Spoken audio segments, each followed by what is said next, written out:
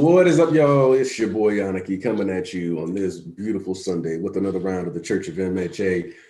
What we got for you today is Bishop Say Yes. Hello. She's always so eager. Yeah. Archbishop East. Defeated of the East, baby. What it do? All right, y'all.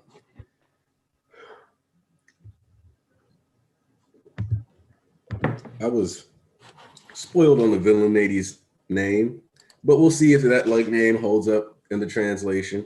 And if it does, I'm gonna have a lot of fun with this chapter. So that's all I'm gonna say about that one. That's all. We file into the pews. How y'all doing today? 22 already. All right.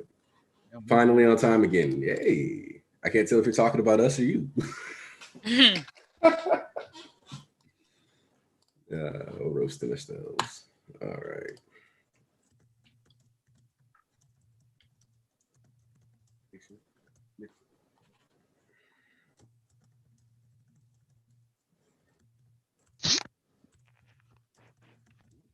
All right. Hey, Bishop Squid. Yeah. I had to eat a little something, you know. I was a little hungry. I was like, man, gotta eat. Hey, Tyler. Yep. Yes, he did. He wrote this chapter for us. He wrote that chapter. I mean, listen, I remember one of y'all saying that the commission wasn't going to be involved anymore in the series. I think I kept receipts. We haven't read the chapter yet, so don't start talking about anything. Wait, what? We just started the stream. We're waiting for more people to get in. We don't. Oh. Hey, let's see. Starting at 30. Should I start at 33? Should I start the chapter, y'all? They don't want you to start the chapter. Is that BG? You just. No, that's good. All right. Let me. Yep. Let's go. I'm starting the chapter. I'm gonna need to play a little Isaac Hayes to this one. Oh, look. God damn, Horikoshi, why do you keep giving me this W? You see Hawks is like, you should be fine since you've got one for all on your side, and then again we see like them backs just covered in bandages where those wings were. I've got one concern. All for One and Shigaraki aren't at the stage where they can steal one for all yet. And without Garaki out of the picture, they don't have the tech to preserve fresh quirk factors. That's because on the day of the big battle, every facility connected to Garaki's was raided. So the villain's best option is to take you alive. That's a tall order for most of the escaped convicts, except for one woman who's fresh out of Tartarus. She's actually a former senior colleague of mine. Hunting her down is one of my top priorities, but if she's the one who comes for you, drop everything and run. Ammunition made out of pink and blue fibers. Yeah, it's her. A former hero employed by the Safety Commission. You moved. Lady Nagant. The Queen. Let's see, Deku's dipping with black whips. She destroyed my secure line, and All Might and Hawks will realize that something's amiss, but I've got no way to tell them. It's Lady Nagant who's after me. She might target them too as they get closer. For now, I should retreat like I was told. Don't go thinking you've got any options. Listen, I gotta play some Marvin Gaye to this, man. Damn! See, shot him with, yep. Yo, this is more. How it's a shot? Ooh, hold on. Where's that bullet landing? Jewish. Fucking Christ. Nah, in the vids, you can clearly see he curved the entire fucking. Yeah. Damn! Jeez. Damn, that strap. Sure, I can see why All for One's got his eye on you. She's nuts. Heroes to watch. We asked 100 current heroes. The 25 hero number Snipe. Okay, so now we know how high Snipe was. I think that's not the ranking. No, it's just They're just random 100 current heroes, and he's the 25th that they asked. That's what I think. That makes me sad now. I was looking up to that. Yeah. I was looking forward to that. If she weren't around, shoot, I'd be Japan's top marksman. My helmet lets me target anything within 600 meters that I set my peepers on. Works with anything I toss. I can't pick that part of the target I hit, and that hits won't pack much of a wallop, but not too shabby, right? But her, she can pull off what my quirk does with raw skill alone. From 3 kilometers away, no less. No way I'm competing with that. Her trick of the trade bullets, she can crack them into any old shape she wants. When she twists those two-tone hairs together like epoxy, putting them hard enough, strong as any ammo out there. Everything from curving rounds to hollow points, I reckon. She's basically a sniper rifle in human form. Every range fighter out there is green with envy of the other. That right arm of hers, quirk rifle. Yep. Even Snipe Sensei is jealous of her accuracy. And there's barely any downtime between those shots. Without the fourth quirk backing me up, I'd already be a goner. Okay, so Danger Sense is going off. It's just that it doesn't matter. So we're not getting the dramatic panels. So based on the first shot, and then this one, I can tell where she is, about 1 kilometer ahead, and her range is 3 kilometers. Dodging more shots while trying to escape that range would be tough. So instead, I'll take the fight to her, blocking 2 of my shots. That's a first. The boss. Got to get to the boss quickly. Overhaul. Relax. Yeah. Once we're done here, you keep hitting for now since the target's on his way to us.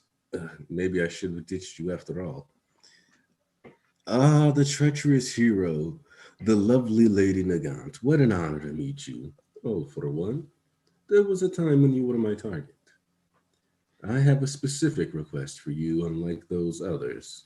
In the days to come, I expect that a certain UA student will leave school and operate solo.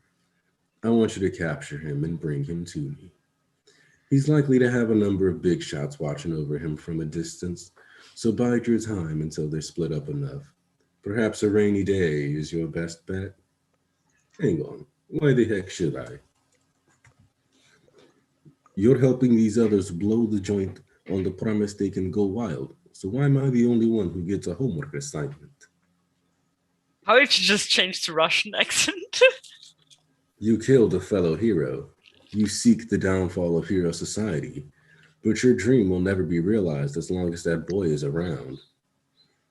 Another one clinging to those phony hopes, huh? The boss. Oh, the young Shie Hasaikai leader. A friend of yours? No. He's got some screws loose, and I thought he might come in handy somehow. Another victim kept down by this wicked hero society. Let us deliver a death blow to those hateful heroes. Consider this a contract between us. Take this as a deposit. Quirk, airwalk. I've got a mission to carry out. So I'm not sure why you made her Russian, to be Finally, honest. get to see this thing in HD. Like, So- I was You waiting. can explain why. You can explain why she's Russian. Nagant is a so. I told you guys a while back. If you remember, I straight up asked you, "How do you feel about Russian villains?"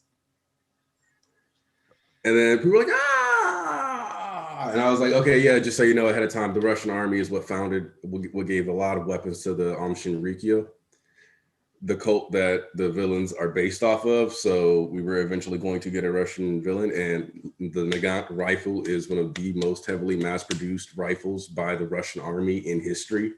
Isn't it a Belgian weapon? It's what they use, though. Yeah, I That's believe. why I wasn't sure, because at first I thought you were going for a French accent, and then suddenly I was like, oh, that's not French, that's Russian. So it was literally a bunch of. She's named after Russia, like the biggest Russian weapon for like 70, 80 years. Horikoshi, I told you. Yeah. A little fun fact about the Mosin Nagant rifle. It was a standard issue weapon for the Soviet army back in World War II.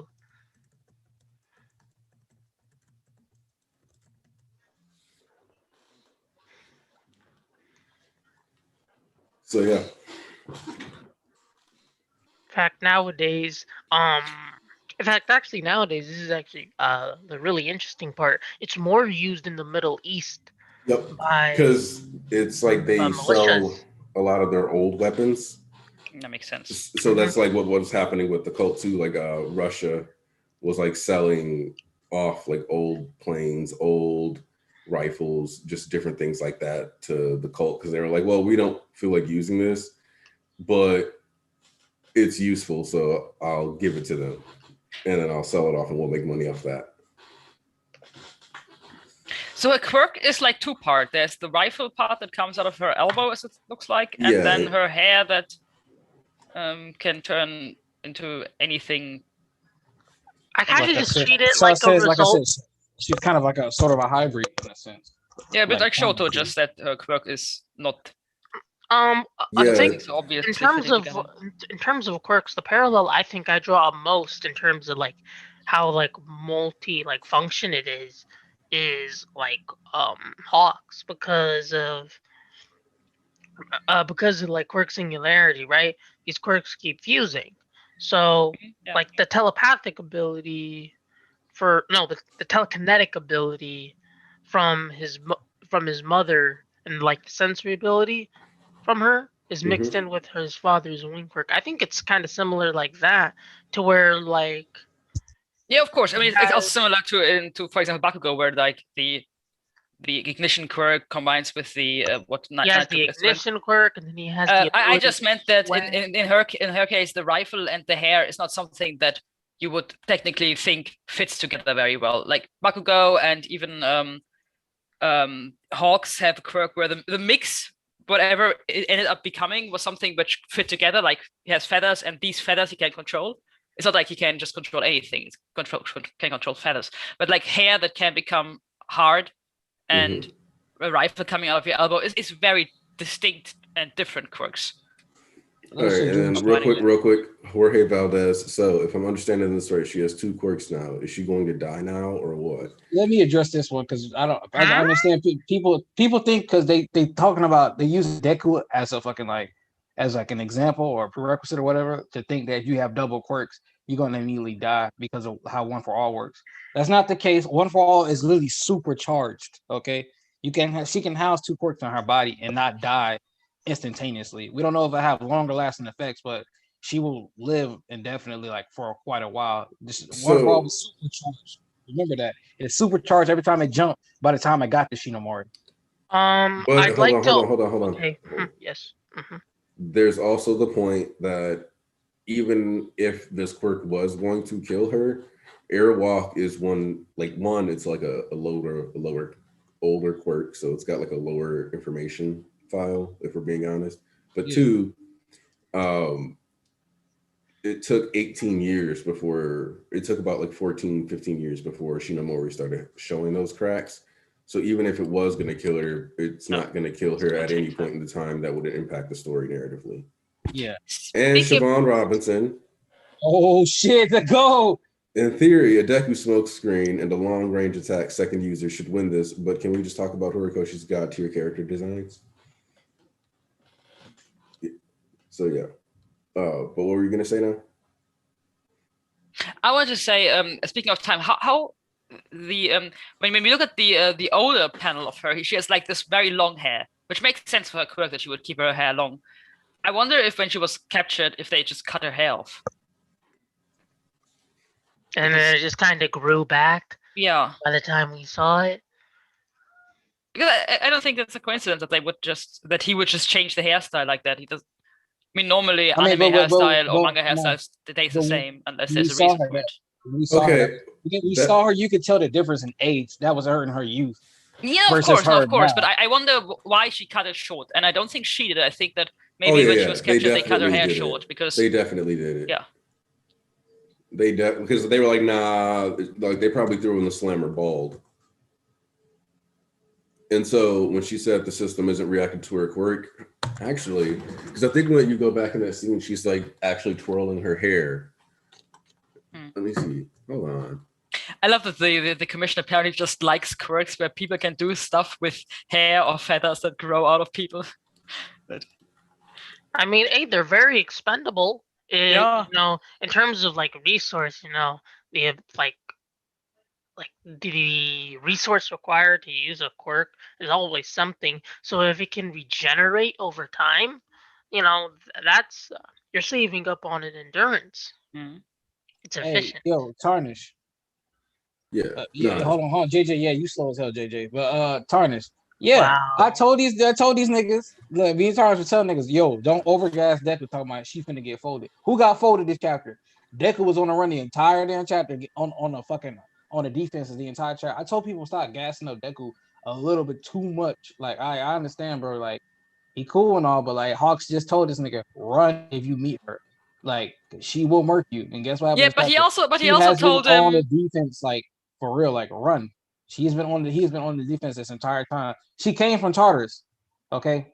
Like Yeah, but he also Hawks also told Deku that he was going to hunt her down. So it seems like while Hawks definitely respects her and fears her and thinks she's strong, he also thinks he I don't know, he without feathers could do anything. no, but he's not alone though. He has backup of Genus and He's Devil. got 2 top And pros. he had yeah, and he has the detective skills to hunt her down because he would know how she moves because they were colleagues before, so he would know. It's not like I could just sit in the back. He could sit in that bitch. I think can sit in the back seat and just like let her run wild. She's a very dangerous, as we've seen right now. She's very dangerous. So kind of doesn't have much of a choice if they got to get shit done, regardless of whether he got wings or not. I just love the fact that the longest scene we've seen of Snipe yet is just him explaining some other people's quirks.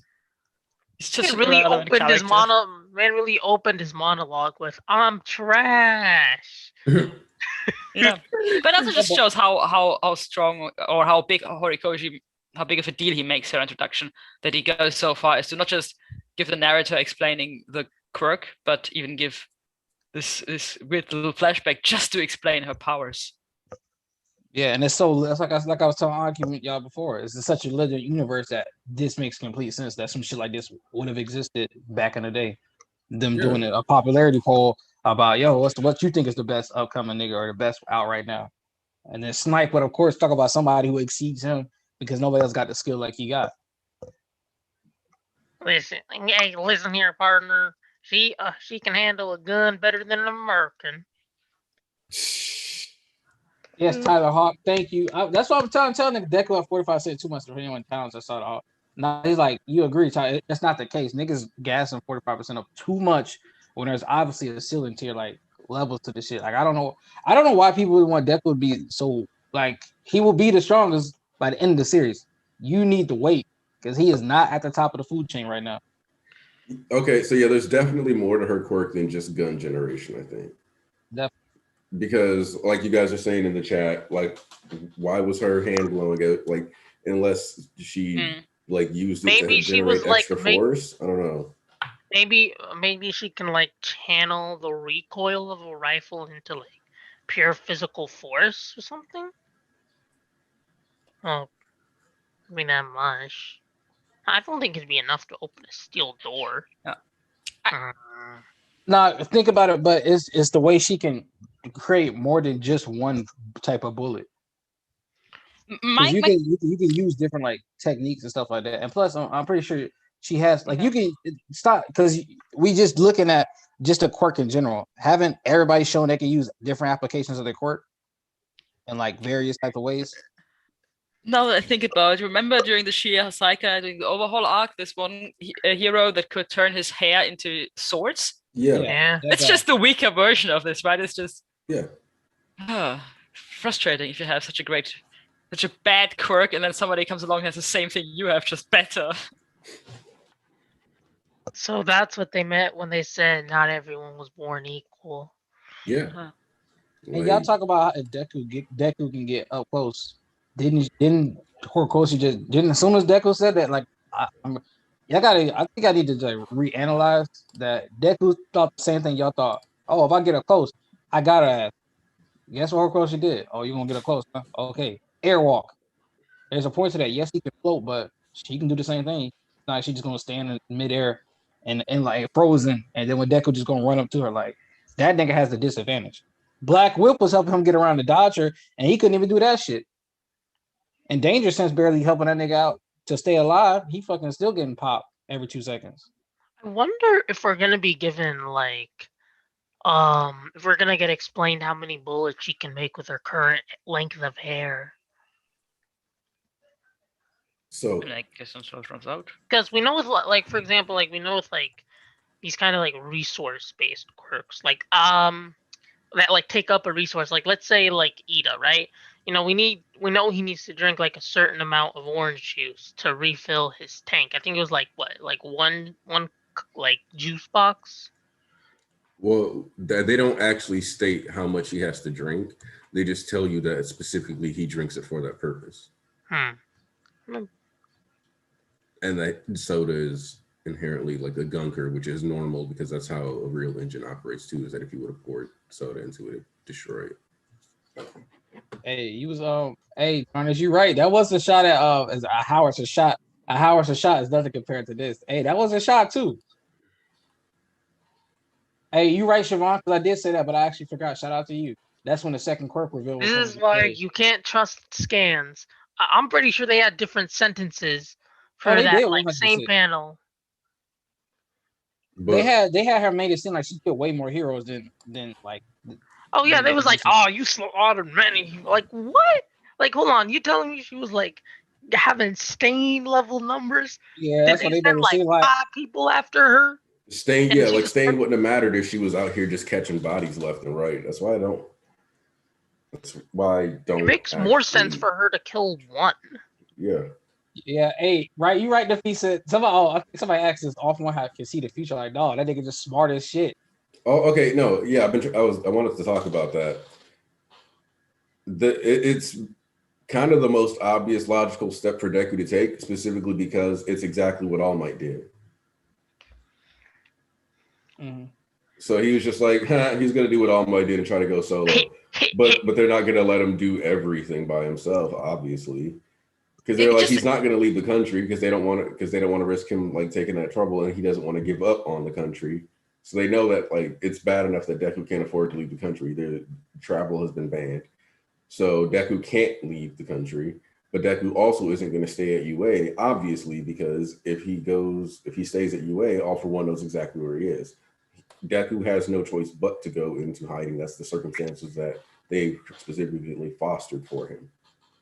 Exactly. Like that nigga off one just literally like listen, Shiggy gonna have to step up in the sense that he is that undefeatable, fearful force that he can't be a force to be reckoned with. Because when it comes to brain smart games and 10D chess, that nigga off one got that shit, boy. When I see that nigga bar, first of all, why is the nigga like 8 feet tall like he fucking Yao Ming or some shit? I'm looking at this nigga standing over him, I'm like, Lady Ninja. I'm like, bro, why the fuck are you so big?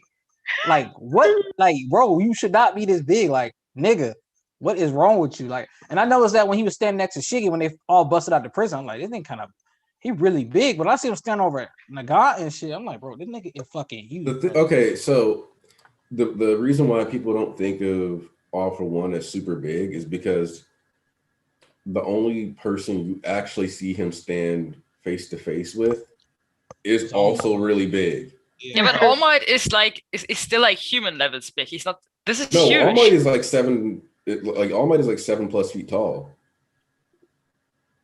But not giant. Like yeah, they're both like 7+ feet tall. Bro, listen. So if you're like, here's the thing, if you're like, I'm 6'1", and if I stand next to a 5'3" girl, that's kind of what she looks like. So if you're like 7'1" and you're standing over somebody who's like 5'6", it's gonna, if you actually work out, you're gonna be bulked out too. Yeah, you gonna tower. Yeah, he's also carrying these big things around, which makes him look even bigger. I love how he just floats his respirator. It's very practical. I'm like, bro, what quirk are you using? Oh, hold on. Before speaking of quirks, I'll let who honestly somebody was talking about shout out to the GOAT Tyler Hawk, because he said her hand was glowing when she retracted the gun in the overhaul panel. She might have tried to use her quirk on the door in the prison, but it didn't work, so she opened the door manually. He was talking to you about. Maybe she was like making an explosive round. That's what I was trying to say. Like, it could be she can do multiple rounds with quirk. Like, she could have been doing something different with her quirk to open the doors. Like, just because we've seen the basis of it it all, as you've seen the kid grow, everybody can do different shit. Like I always use Sun Eater as an example.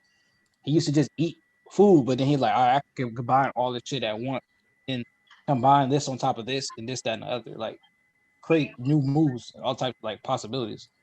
I'm like, there's no reason she needs to be held back to just that standard. If like Hawks was that afraid of her, like that Well, yeah, like I don't. It's like we don't know the full limits of her quirk, and just because it's like named Rifle, the fact that because Rifle sounds like a really, how do I put this? Like it already sounds like an underselling of what the quirk does, because Rifle would make you think, okay, yeah, she makes a gun or she can shoot from a long range. But the fact that her hair also generates its own bullets means that like there's already other things to her quirk beyond just making a gun. All for One came in with that Giannis body.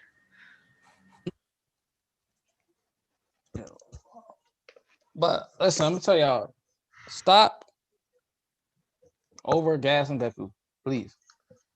I need y'all like keep your level expectations level. Even in the scans too, niggas got a little bit too hyped because once again, I don't know why y'all take scans all the way to heart, especially dialogue. Some dialogue is kind of iffy. Now y'all should have known damn well when they was talking about in the scans, it was like, well, listen, nobody really can really fuck with you, basically, but her. And I was like, that doesn't sound right because that's Tartarus niggas. Hardcore, you know how to power scale inside his series. So then when the officials come out and clarify, yeah, no, it'll be those niggas from Tartarus will probably still beat your ass and kill you. But her, she could probably catch you alive because she has the skill and like restraint and like training for that experience. This was even implied in the scans as well. They was like, "Hey, listen, B, like these people, you know, they like these Tartarus inmates, you know, they can't bring you in alive, but she can."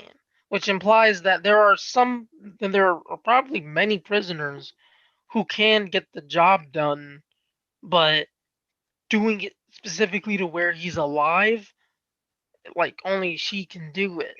Because there's no reason to believe that Deku can take out pretty much 95, 98% of the Tartarus niggas. Deku can take out the meathead niggas. That's how it yeah, works. Yeah. yeah. Like there's no reason. Why would I believe that Deku can actually take out 98% of the most dangerous niggas in the verse? In the Because country. like you look at somebody like Moonfish, and yeah, Deku can take him out because Moonfish will go, "Oh, I'm gonna cut you with my teeth," yah yah yah, and Deku will just jump in the air and like air force him to death until he shuts the fuck up and goes to bed. Like Deku can do that to him if he wants to, but somebody that like Nagant, whose quirk isn't necessarily like the most broken thing in the world from what we can understand, has to do more technical stuff. So she's out here like, bleh. Okay, like, and any sniper needs to be able to reposition. So Airwalk is to like minimize the time, so she doesn't have to like go up or down any ladder. She can just move. It's like usually you fire around and you want to move before they can figure out where your position is.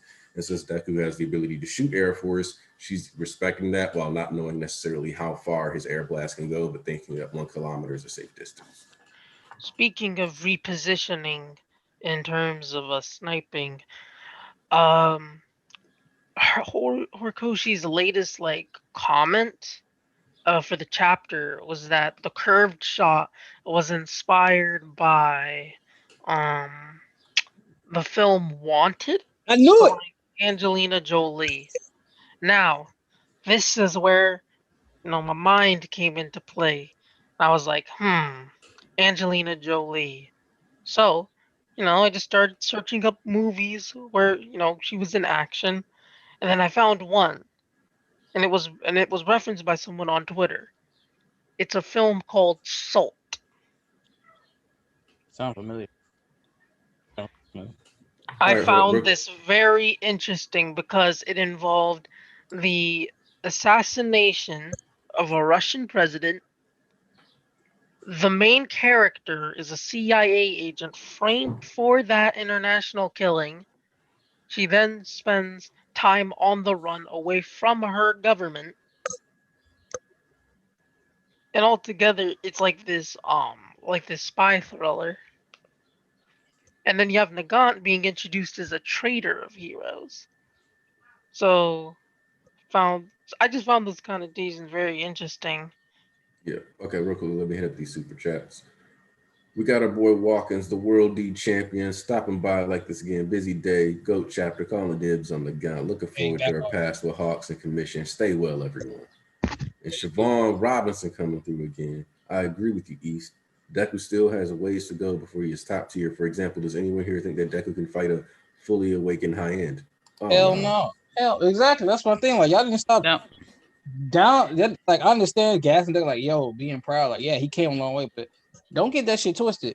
Didn't that nigga, did or he just not tell me one movie he made that made Nagant actually like shake? He's only been on defense his entire fucking chapter. Even when he tried to come offensive, she got that nigga lacking again. And those fucking mid gauntlets literally are mid gauntlets. They just got fucking destroyed on that one arm. The So one shot. she packing this nigga down. Like, niggas gonna think, oh, he gonna turn back around. Like, bro, she just had the same way you said he gonna pull up her and have her close range. She literally just had a boost, another quirk to combat that once again. So she once again is on even level playing field or has the advantage. Like, she's not a one trick pony. Like, everybody has their strengths and weaknesses, but if she was part of the hero commission back then, like Hawks, she's not a one trick pony, bro. I'm pretty sure she knows how to deal with herself during close combat. I think this also confirms that the commission program had multiple agents. Yeah, we okay. So if you remember, I was saying that like I originally thought like that's what Dobby was going to end up had been, and that would have explained him surviving. So yeah, no, the guy, yeah, she wasn't framed. I don't know why people think she will. Yeah. Well, I mean, I can understand. No, my thing is, people now. Ever since that Deku said, "I'm going to try to start talking to people," now everybody, but couple people actually believe like, okay, she probably going to betray All For One and start working with Deku once she hears what he has to say. And I'm like, all right, is she trying to fucking take down Hero Society too while working with All For One? What logical reasons would she have to actually work with Deku instead of All For One? Yeah, I think she understands him, because I think from the part where she says like someone still has hope, I think she was in a similar situation where she would understand him, but she's also made her decision apparently. To be honest, from where she stands now, I wouldn't be too against it if she did change sides. But at the moment, I don't think she will, because we don't know anything yet. But it seems like she is fixed on her decision, whatever it was. Also, isn't it kind of cool hold on. that? Okay, hold on, Siobhan Robinson, real quick. Also, this is opening up doors for Dobby receiving an ice quirk from All For One. I vote Shiggy over All For One. Oh, I always wanted him to have an ice quirk. Oh, and then so yeah, go for it. What does Bakugo have to do with this, Tarnish? Is this because Shoto got his ass whooped in 4K yesterday? Nah, it's that wasn't 4K. That was 8K, 120 FPS, HDR. Got his ass packed up, all of us shit, boy. Bro, he got thrown with the knee. He got hit with the hooks, bro. The way they drew the fear in his eyes. Also, you realize that canonically speaking, Shoto never unlocks his full power until he has a PTSD episode from getting his ass whooped hard enough that it reminds him of getting his ass kicked as a kid. You got to beat this nigga so hard he thinks he's having flashbacks before he'll fight for real. Which, if you think about it, what we already was set up for the Dobby stuff, where he was talking about how oh, when I'm crying is when I have my most powerful fire. So we had already seen that with Shoto back in the sport festival. And then again in joint training with this melt myself to get even more powerful. Exactly. Wow. But no, the reason they bring up Bakugo Shoto is because I think somebody was like, oh, they would be dead, or they're trying to make Deku, saying Deku could watch the entire class of 1A. Once again, I'm like, you niggas here, boy. Deku not watching. There's a good five, 6 people in that class. Deku is not watching. That he would have to go his hardest on. Listen, the only thing he gonna be washing is his dirty clothes after the fight. Yeah, after this fight. Because fucking Nagant smoking that Deku pack, boy. Oh man, Looking at I almost feel bad because like the way the chat just lit up Shoto.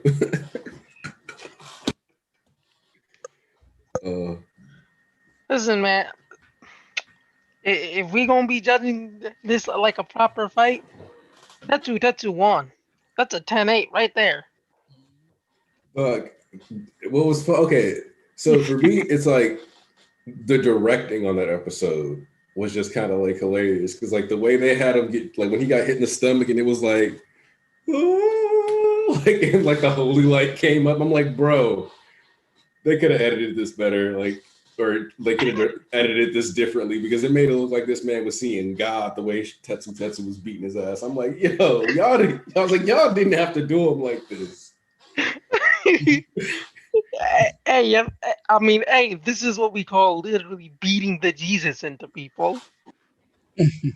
Like, also there was something cool that I thought about watching this, which is that what they highlighted in the series, and they were talking about like, oh, 1A has more experience, combat experience. They've been in these life and death situations, so there's like there's that experience gap. But then like 1B has a lot of technical practice and technical prowess. They've been training and fostering those skills. And so they're like, let's see which does better, like the one with the technical experience or the one with the feel. And when you think about round 2 and 3 specifically, Momo and Shoto both fight Kendo and Tetsu, who are also the 2 people who went and fought Mustard. Have a bit of experience, yeah. So it was like when you placed Class Bs, people who also had combat field experience against combat field experience Class 1A, their combat experience plus technical prowess, because they're around other people that help them refine their quirks better, outshined 1A's simple field work. No. So it's kind of cool to see that like that's what was being paid off there, is that they got payoff for their fighting during the forest training arc. And then real quick, Siobhan Robinson said, this is Joseph Ciola. I'm so used to it being Siobhan. Whew. What happened to Dobby between Toya going up in flames and showing up post-stain is still left open, so he still could have been a commission project. And that is true. I mean, would he have any real reason to like not disclose that? Like if you knew like the government was out here, taking these like disadvantaged children and then turning them into like super spy type killers, I feel like you'd want to mention that just to like add a little extra like a cigarette burn to Hero Society. Well, while I would agree that I think that that's something that you would maybe want to bring up, I also don't know how many of them. It seems like there's heroes, some of them are public heroes, and then you could argue some might end up being strike forces. For example, like Dobby is not a character inherently due to the consequences of his quirk and the damage that he takes that could ever be like a heroic face. Because this is, after all, a hero society that runs the which heroes look most like a villain poll. So to me, it seems almost like that's have to have racism. Yeah, like to me, they almost would have to have at least some secret heroes. Like I think there's like we're getting like the mini versions of like the Suicide Squad sitting in the background potentially being built up. They still wrong for doing my boy Orca like that. So I'm coming for Almighty Fish next, real quick. Deku not packing up 2A. Yes, he can outclass most of them, but there's still niggas on his level. Like I said, y'all gotta stop. Baco was literally just keeping up with this nigga during the war, bro. Like when they were using their base stuff, and then he got his Star Blast speed. Like they have not been sitting on their ass while Deku's just been out in the field. And Tokoyami top 3. Don't you ever forget that, son. You already know Star Blast Bakugo probably has at least 3 new moves already. God, like y'all niggas say hello. What's up, Panzu? Hey, Bishop Ponzu. Yeah, bros and sisters. I'm coming back. I just have to bring my brother at his bus, and I'm coming back. Okay. I mean, he can wait. I mean, I'm sure he can wait. But yeah. Y'all really sleep on 2A. Like I don't know. I swear to God, every time they off screen or Deku get one fight, they be like, Deku clear everybody. Y'all were saying that before the war. Oh, Deku clear everybody. Now he beating everybody. And guess what? In the war, people were still keeping up with his ass. Y'all really got to stop over gas. Like I understand liking Deku, but we know when when a threshold be crossed. 60, 70, that's when the threshold crossed, and he's there. It's done. He's not there yet. Like, temper your expectations. It will be a time. That's not the time. Like, there's still niggas that can still fold Deku, still box Deku out. I'm not talking about just 2A, but there are niggas that can keep up with Deku. So y'all need to stop thinking everybody else sitting on their ass. Deku's not the only one on the streets. I mean, there are a few characters that can actually beat him in a fist fight, or a kicking fight. That's clear. But depending on the scenario, people have other strengths. Yeah, and I'm coming for you, Philip. And like East, I feel like you're hyping up Nagat a little bit too much, I guess, for too much from what we've seen. How we just using the story? She just like you would have said like 311. Okay, maybe nigga, she just folded Deku. Tell me what Deku did that like actually impressed me. It's like this nigga has been dangerous since punch and shit. Like I told y'all, just because you can see a punch coming doesn't mean you can dodge it. I've been telling y'all that, but y'all want to think dangerous since help him bypass every single thing he can do, and he gonna never get hit because he was dodging out a 75%, a 50% muscle. But you also have to take a step back. She didn't fold Deku yet. Deku is still fine for the most part. Deku has been on. Let me be crystal clear. Deku has been on the offensive this entire match as so far. The first shot, okay. After that, he's been trying to get at her and go at her, but he has been on the defensive. Yeah, but he's not folded yet. I mean, he hasn't lost. If you say she just folded Deku, for me, the fight is over, and the fight is not over. That's why I just said let me be crystal clear. Because y'all was like, all right, since no hyperbole. Deku has been on the defensive this entire match, even after he knew her location where she was at. She has skill, experience, and she has height inside the universe. And she was looked from Hawks and was looked out for from Snipe and was looked out by Off One to get the job done. So she's definitely powerful. So like, I'm like hyping her up a little bit too much. Like, nigga, I've just used what's in the story from 312. You got two different characters and her showcase. Like, hey Joe, let me use a little quote from let me sprinkle in a little spicy quote from 312. Page 10. Without the force backing me up, I'd already be a goner. See right there? This is what we call. Let's sprinkle that in, okay? This is what we call in universe hype. Oh yeah. Also, told you that she had her back leg. I don't know why they thought she didn't. Like, y'all really be gassing this nigga Deku a little bit too much. Like the weirdest theories just all of a sudden become woo. Like that's not how guns work, yo. Silvers, dear twice, turn again back on the side of heroes. Or the reformed heroes. I want her and my chocolate bunny as my life ruining fantasy nerdgasm. Oh my god, so out of pocket. That nigga Silas is gonna get this great mother. Man, Wilder. Listen, it's always demon time as far as I'm concerned. Thank there ain't never no holy water. Thank you, Tyler Hawk. Deku can put up a fight, but he's still getting his ass beat. Like, hello. I mean, he even admitted without danger sense, bruh would already be folded out here in these streets. Bro, so he literally, after he found out where she was at, he started making moves. He started dodging her bullets and started going around trying to dodge it. Then he figured out her position and he was getting blasted. Like, only for her to bust out airwalk and start going like to another building. Yeah. And so the thing here is that the only way Deku's catching her is if he does like 45% hops. So he's like hopping over there like he did when he was trying to like take down Shigaraki. And I don't think he's not gonna realize he needs to go that hard if he wants any shot at this, more than likely. Also another thing about having a distance is that you are now given like a sense to scale a 45% Deku speed by seeing how far he quickly covers the 3 kilometers.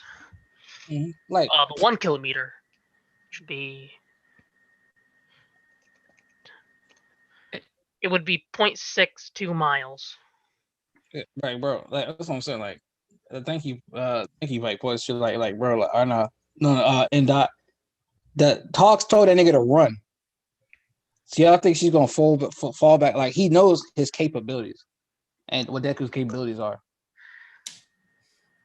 Like I don't know, like niggas inside the universe seem to think she's a threat that can bang with Deku. Do you mean Hawks is not overhyping Deku? Oh wow, that's crazy. That nigga finally did something right. That's wild. What? At least give him credit for the pro hero arc, my guy. You're right. I can exclude what happened before the incident, but after fuck that nigga.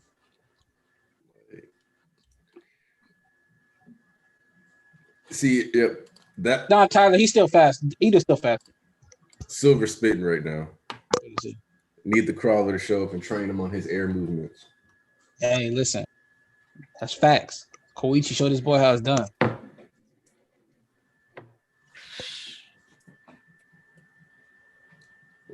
Well, Deku is not. Look, I don't see Deku as bodying 2A because characters like Tokoyami have, especially since we're doing Tokoyami top nighttime 3. fights, have Dark Shadow, and he's not just going to stomp out Dark Shadow at nighttime. He's not just handling Ragnarok. I mean, maybe he finds a light quirk somewhere in his arsenal. Oh my God! Please don't do my boy like that. Oh yeah. Speaking of, the GOAT of 1A, Tokoyami, have y'all seen more facts from the data book had leaked? Oh, swear to God. Yeah, I remember I posted the Reddit link. Wait, there's a new data book coming? No, not a new data book. More information from the data book has come out. The Ultra Analysis book is old. I mean, there's that's still good. new information. God damn. But I found it really interesting because we learned a lot of really cool facts about okay, not a lot, but we did learn a good amount of facts from Tokoyami and Shoji. Now, Shoji, it was revealed in the data book, is from a region that displays prejudice against heteromorphs. No, we've been through that. But we didn't know if it was the exact region. Yeah. Oh, and we learned Tokoyami's favorite hero is a hero under the name of Dark Crystal. Oh, I knew that. We knew that one for a minute. Oh, Yeah, isn't that the one because from like America too, even? I don't think he's American.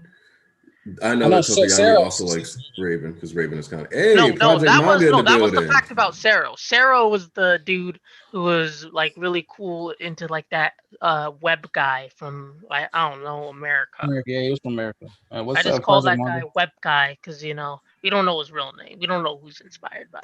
Yeah.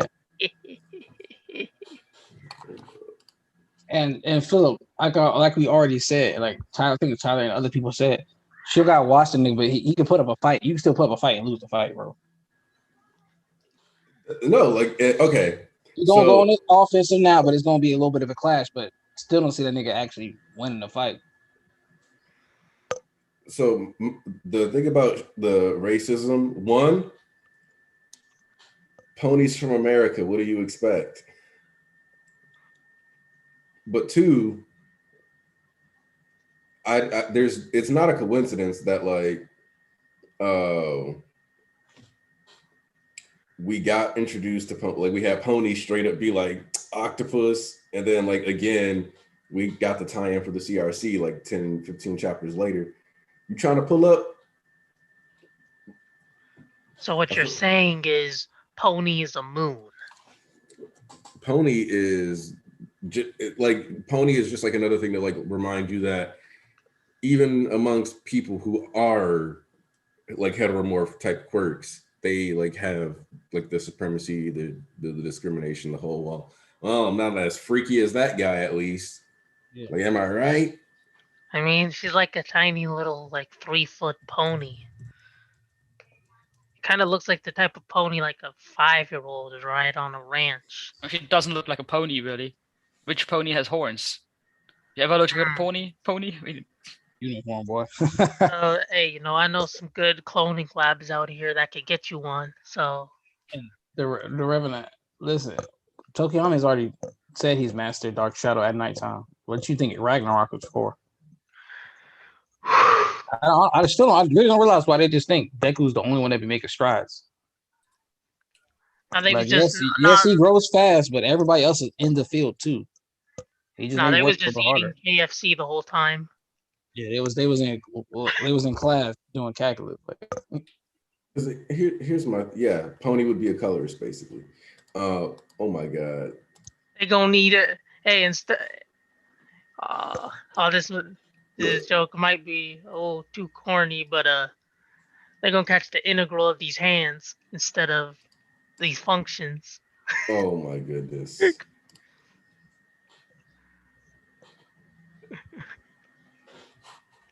Calculate the area of these palms. Man, look. So, but my whole point though is that like for those of you who are talking about the shoji stuff and we're worried, Horikoshi saying I really want to do this is basically like him saying I'm going to do this at this point. I don't think we're going to skip that, and I'm pretty sure that's the whole reason why we also had this arc start off with the Fox stuff.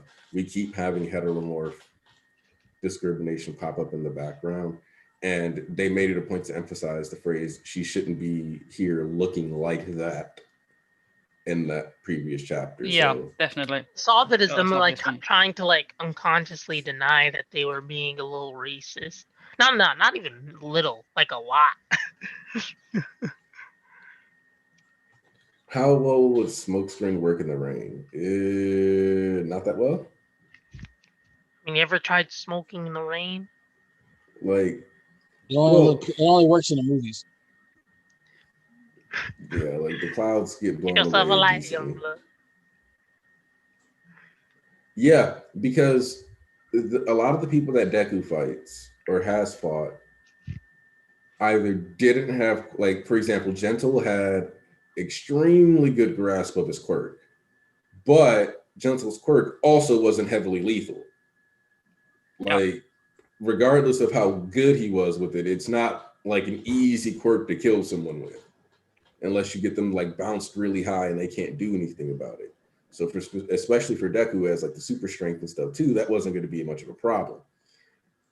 Whereas like Overhaul was basically like, yeah, he had a strong quirk. He could fight to a certain degree. He made it a point to learn a couple super moves effectively. But that dude was a part-time genetic scientist. Like he was putting in work to learn other stuff besides throwing hands. So not the heaviest combatant.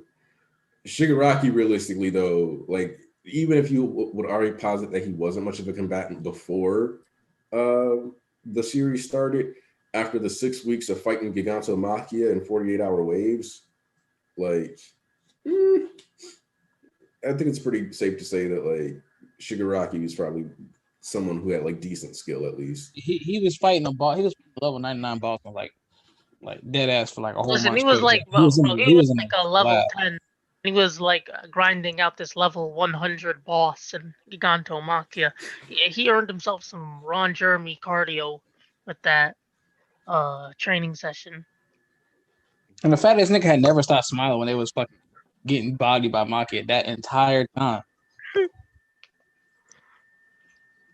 Hey, we don't talk about the whole villain hunt arc name because, as far as I'm concerned, that's not the name of the arc. Yeah, man. What does that even mean, villain hunt? It's because they hunt down Shigaraki and All for One. But they ain't even. I mean, wouldn't they just call that the search for Shigaraki? I don't know. They would just call it Lone Deku arc or something like this. Deku alone. Like, come on, Deku y'all. alone at home. Deku Far From Home. There we go. That's better than fucking villain hunt. Villain hunt. Like this dude. Like, can you be more on the nose? Like, villain hunt sounds like a fan-made game mode for Among Us. Like, they weren't even really hunting villains. They went. That's what you call hunting. Worst hunt I ever seen in my life. They got the drop on you. You didn't get the drop on them. Like you call it the search arc. Just calling it the search. There you go. That's better. The search. The search. That's okay. Yes, I'm so glad you noticed that, Nazi. They ain't doing no fishing. They ain't got no bait. They ain't even got their fishing hat on. What are the odds that Deku loses to Sniper Lady on purpose so he can go see AFO Shiggy on his own? Oh, please If not. he does that, that's an automatic L. He even defeats if a he beatdown wins. by all the pro heroes out there, by every single one, and all his classmates. Just Imagine seeing like Tomura, right? He's going buck wild, and he's fighting off like numerous top heroes, and then he has he did this at incomplete The hide and and without seek arc. like Way better.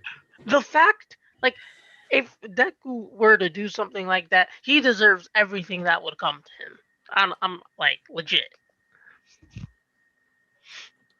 Like, He's gonna try to box, Lady Nagant all for one, Shigaraki all by himself.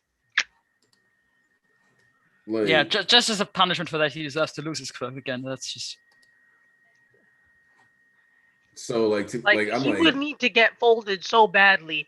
His name is gonna have to change from Wooden Doll to Origami. so like, and the thing is that like at first, like them having a conversation, I was like, that's possible. But now that we know that they're a kilometer apart and she started just like popping off on him, yeah, that ain't happening. yeah. Moondu 345, yo, a good reaction as always, but I don't really like Nagant. It feels like the best living shooter in the MHA verse would have come up before, especially since she apparently murdered another hero. In what context would they ever brought her up?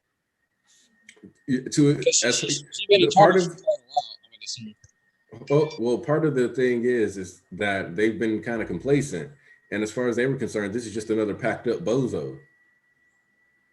So like nobody's gonna be sitting there like, and they had a far more relevant hero killer like succeed her in staying. So it's like she only got one body, and it was probably some irrelevant hero on top of that. I mean, let's be honest. It also makes sense that they, just for propaganda reasons, they wouldn't talk that much about that one hero that killed another hero. Not to mention, most of the series, at least like a lot of like the longer interactions, take place in UA. And what point would there be to like bring a hero killer? Like, are they in math? And then Kaminari's like, hey, you know who was like really cute? That one sniper chick who murdered that one guy. That'd be pretty awkward, my guy. And to think that they brush all that shit that don't make them look good under the rug. We know this. Yeah. So I don't know what you're talking about. They anything that make them look bad, they brush under the fucking rug. Because you also got to think. Hold on. Because bringing up her being Hawk's mentor doesn't really matter that much, considering most people don't know that Hawks is basically a child like trained from age 5 soldier. Like, so her mentorship to Hawks would have had zero relevant to the public knowledge until now.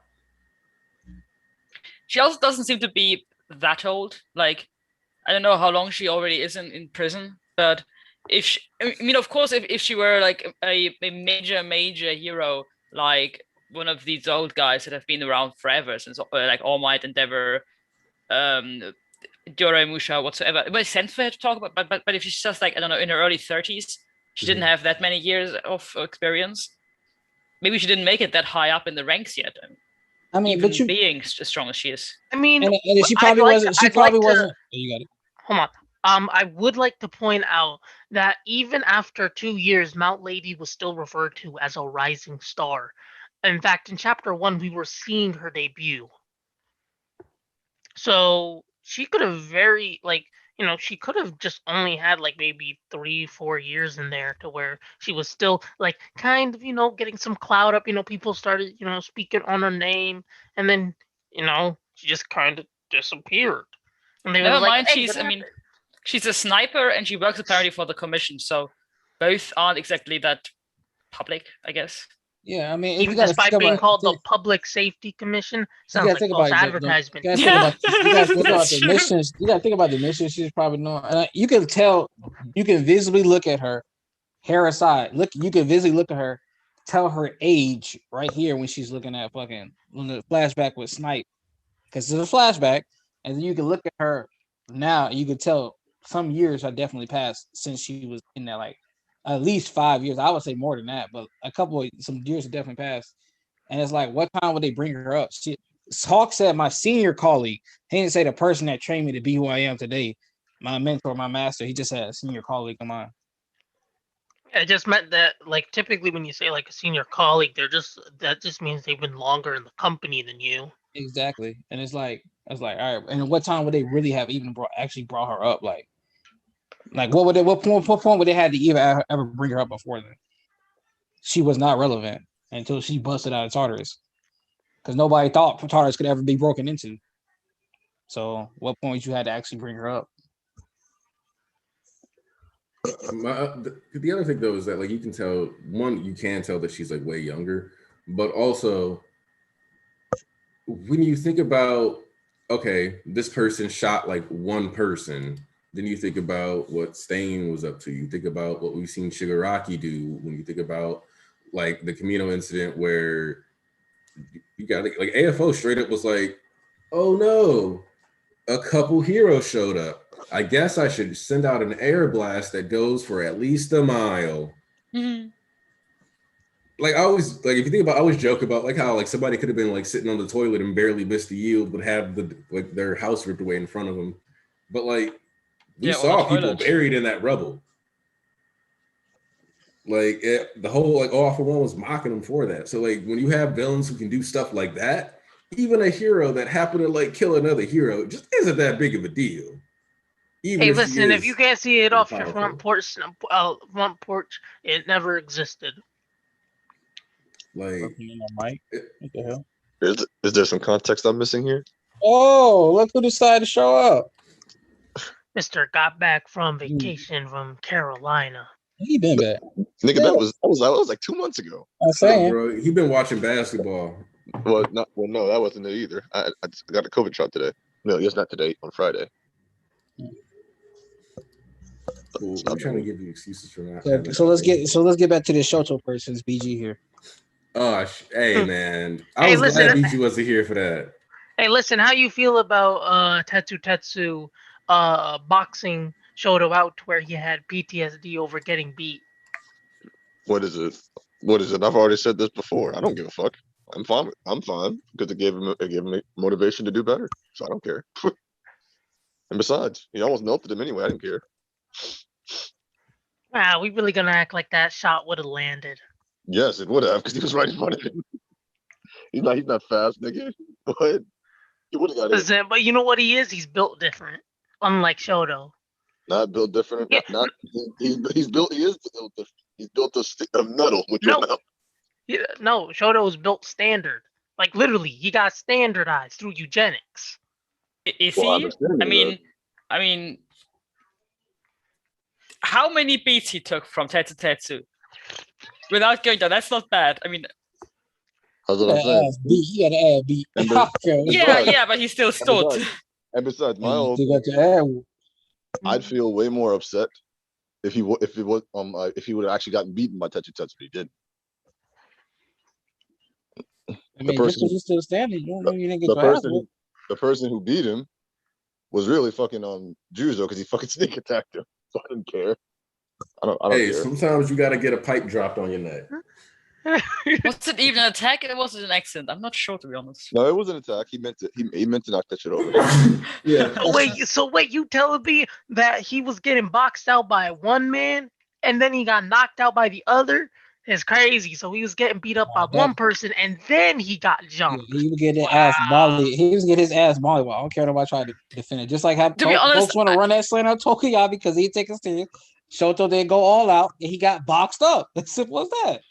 I'm to be honest, a tiny bit annoyed that he's just able to tank all that. To be honest, that's what kind of really not really surprised me, because of course it's Shoto, but it kind of annoyed me that he's able to tank so many direct hits by Tetsu. Because if Tetsu whose whole point is to harden up and then to block, if Tetsu can't knock somebody out with a fist, what can he do against anybody? I mean, he's got the same. It's called being built different. You're ever just so tough.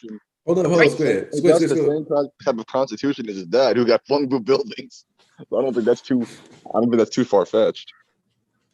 Nah, hold on. He didn't tank anything. He withstood the attacks. No, No, Tanking he- is different. Maki was taking attacks left and right. That No, nigga was physically getting his ass whooped and feeling that shit. no, you could say he tanked. Yeah, it but he because wasn't didn't- knocked out. That's Yeah, that's all what he I'm saying. needed Yeah, to he did not that. use his Yeah, flames. He So did he tank it withstood because he the, didn't so he get knocked withstood out. the attacks. He withstood the attacks. But yeah, I was gonna say there is definitely a difference. difference Between between enduring tanking- and yeah, tanking. Yeah, all right, Yeah. all right. Like Kaido tanks attacks. All right, but still, my point is that the point that Tetsu, whose whole point is to get into close combat, to tank every attack. That's the case, right? But Tetsu, and then that he is unable to actually knock somebody out that, as far as we know, doesn't have superpowers, super defense, whatever. It's a bit disappointing. How is he gonna fight anybody if he can't knock somebody out that stands right in front of him that he's hitting like 10 to 20 times? Let me tell you something. It's called being built different. You ever just so tough, someone breaks your hand when they punch in your face? That's what we talking about. So the thing is, in reality, the whole reason why Shoto like doesn't fall to Tetsu there is so that we can show just how fucking dedicated these kids are. Yeah, sure. Like, really, the scene is supposed to make you go, are they a little too zealous? Because if you think about it, Tetsu's like, well, if I'm not willing to die here, like, there's a chance. What's I'm And saying? then- He so- dead ass was going to get melted.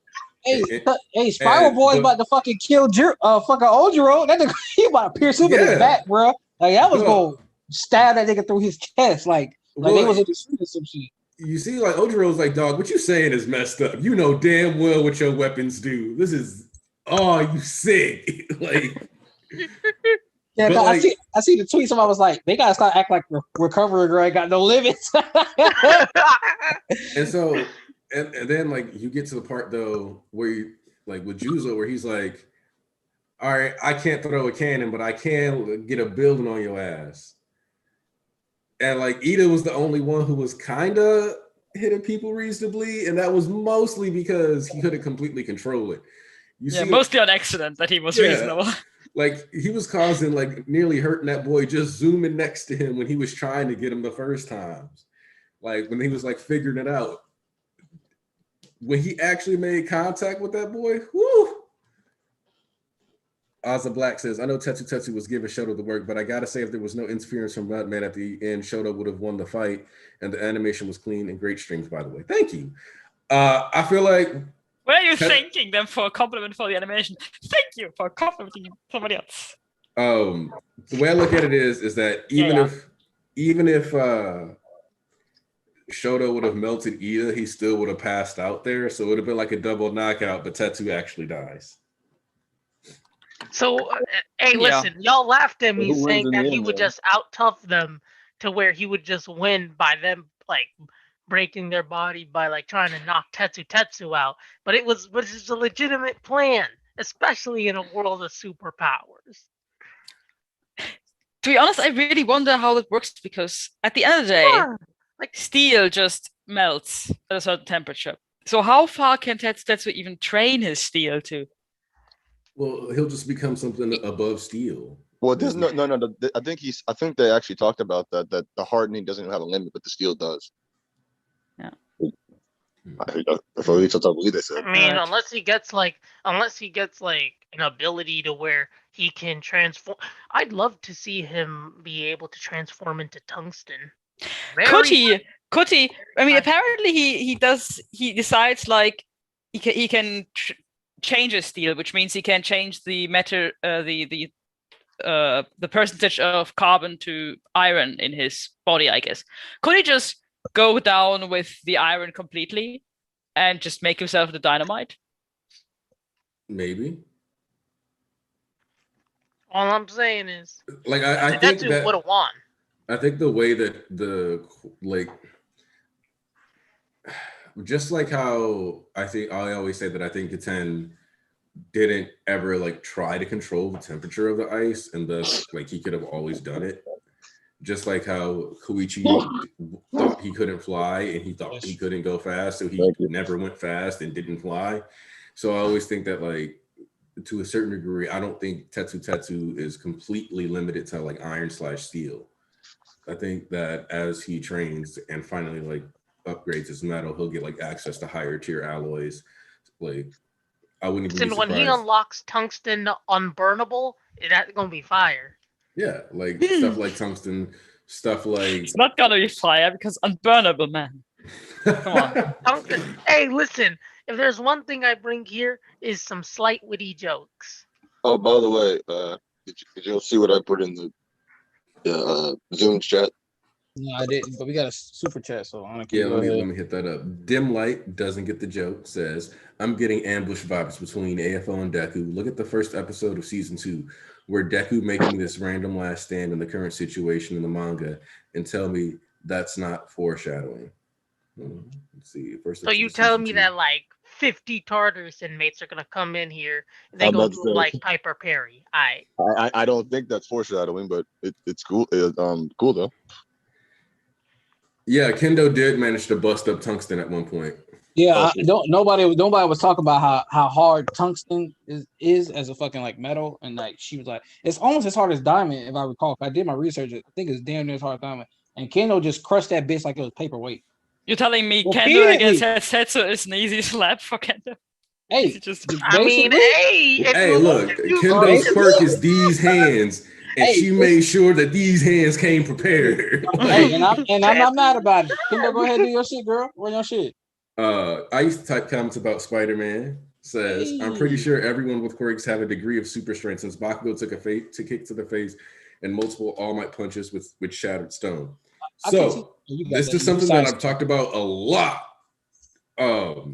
Physics matters in MHA.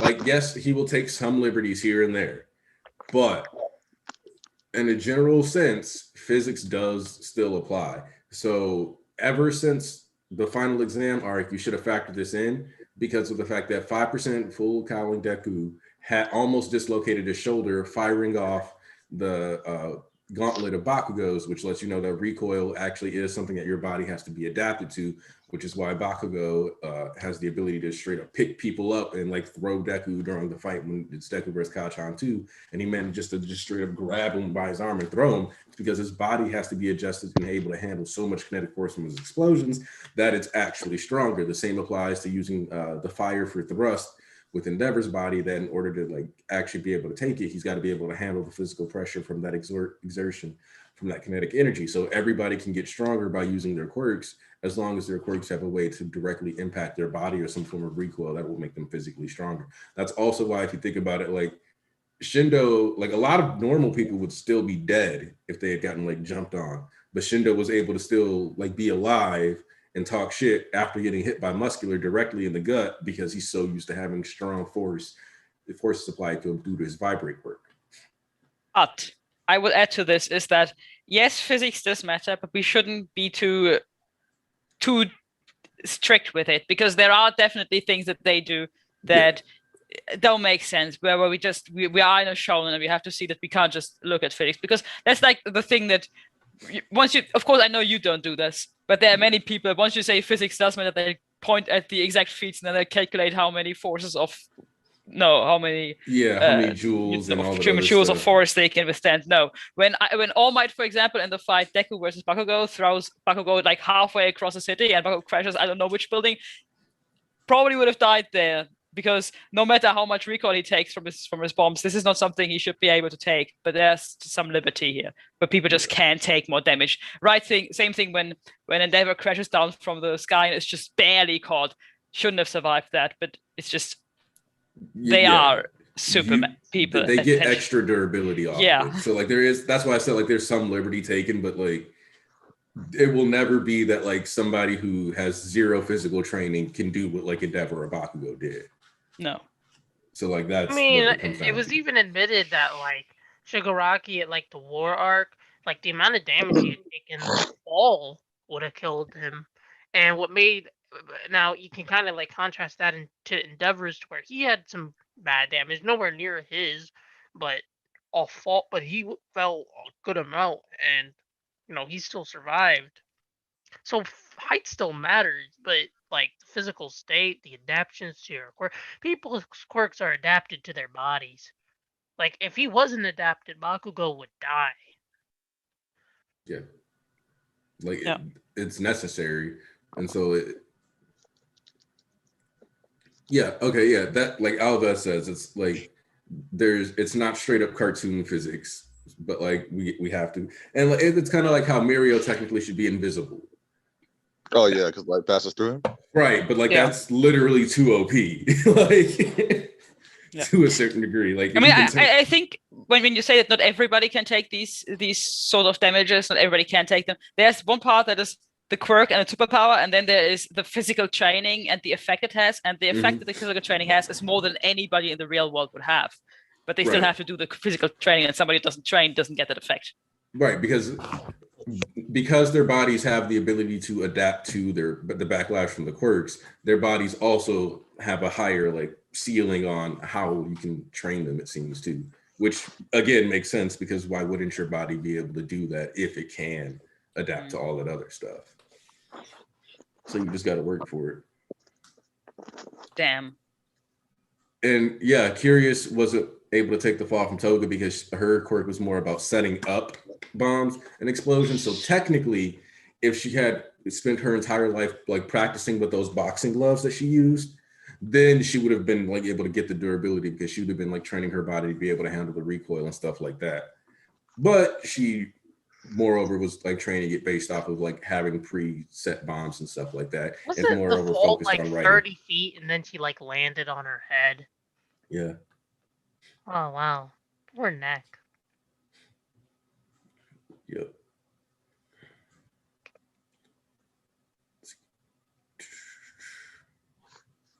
Like seriously, being a superhero must be like terrible for your neck and your back. For your entire body, let's be honest. I mean, they should all have like chronic knee pain, chronic neck pain, chronic wrist pain, everything. Ectoplasm wouldn't have chronic knee pain because he doesn't have legs. I was going to say. Does he doesn't have knees. no No, knees? he has I mean, he one has no leg. ankles, but No. knees. He has double prosthetics. That's a problem solved. Here's one really cool idea. I remember being mentioned. So we were actually told in Volume Extra that a villain had taken Ectoplasm's leg. I wonder if that was like Lady Nagant. No, because I said she killed a hero. He's I he's mean, still that alive. would be, Well, that could have been the most notable one, but I the mean- idea that she like fought multiple heroes during, I guess maybe like her, I guess like running away or whatever, like when she became a villain and stuff. You know, she fought some of these guys, you know, shot a leg off, and then kept running, kept dipping, and then eventually she killed someone. So it's which not I impossible. would find. So it's not impossible, but for me, considering they say that her like biggest thing, the thing that got her out, that made her a traitor to society, she killed a hero.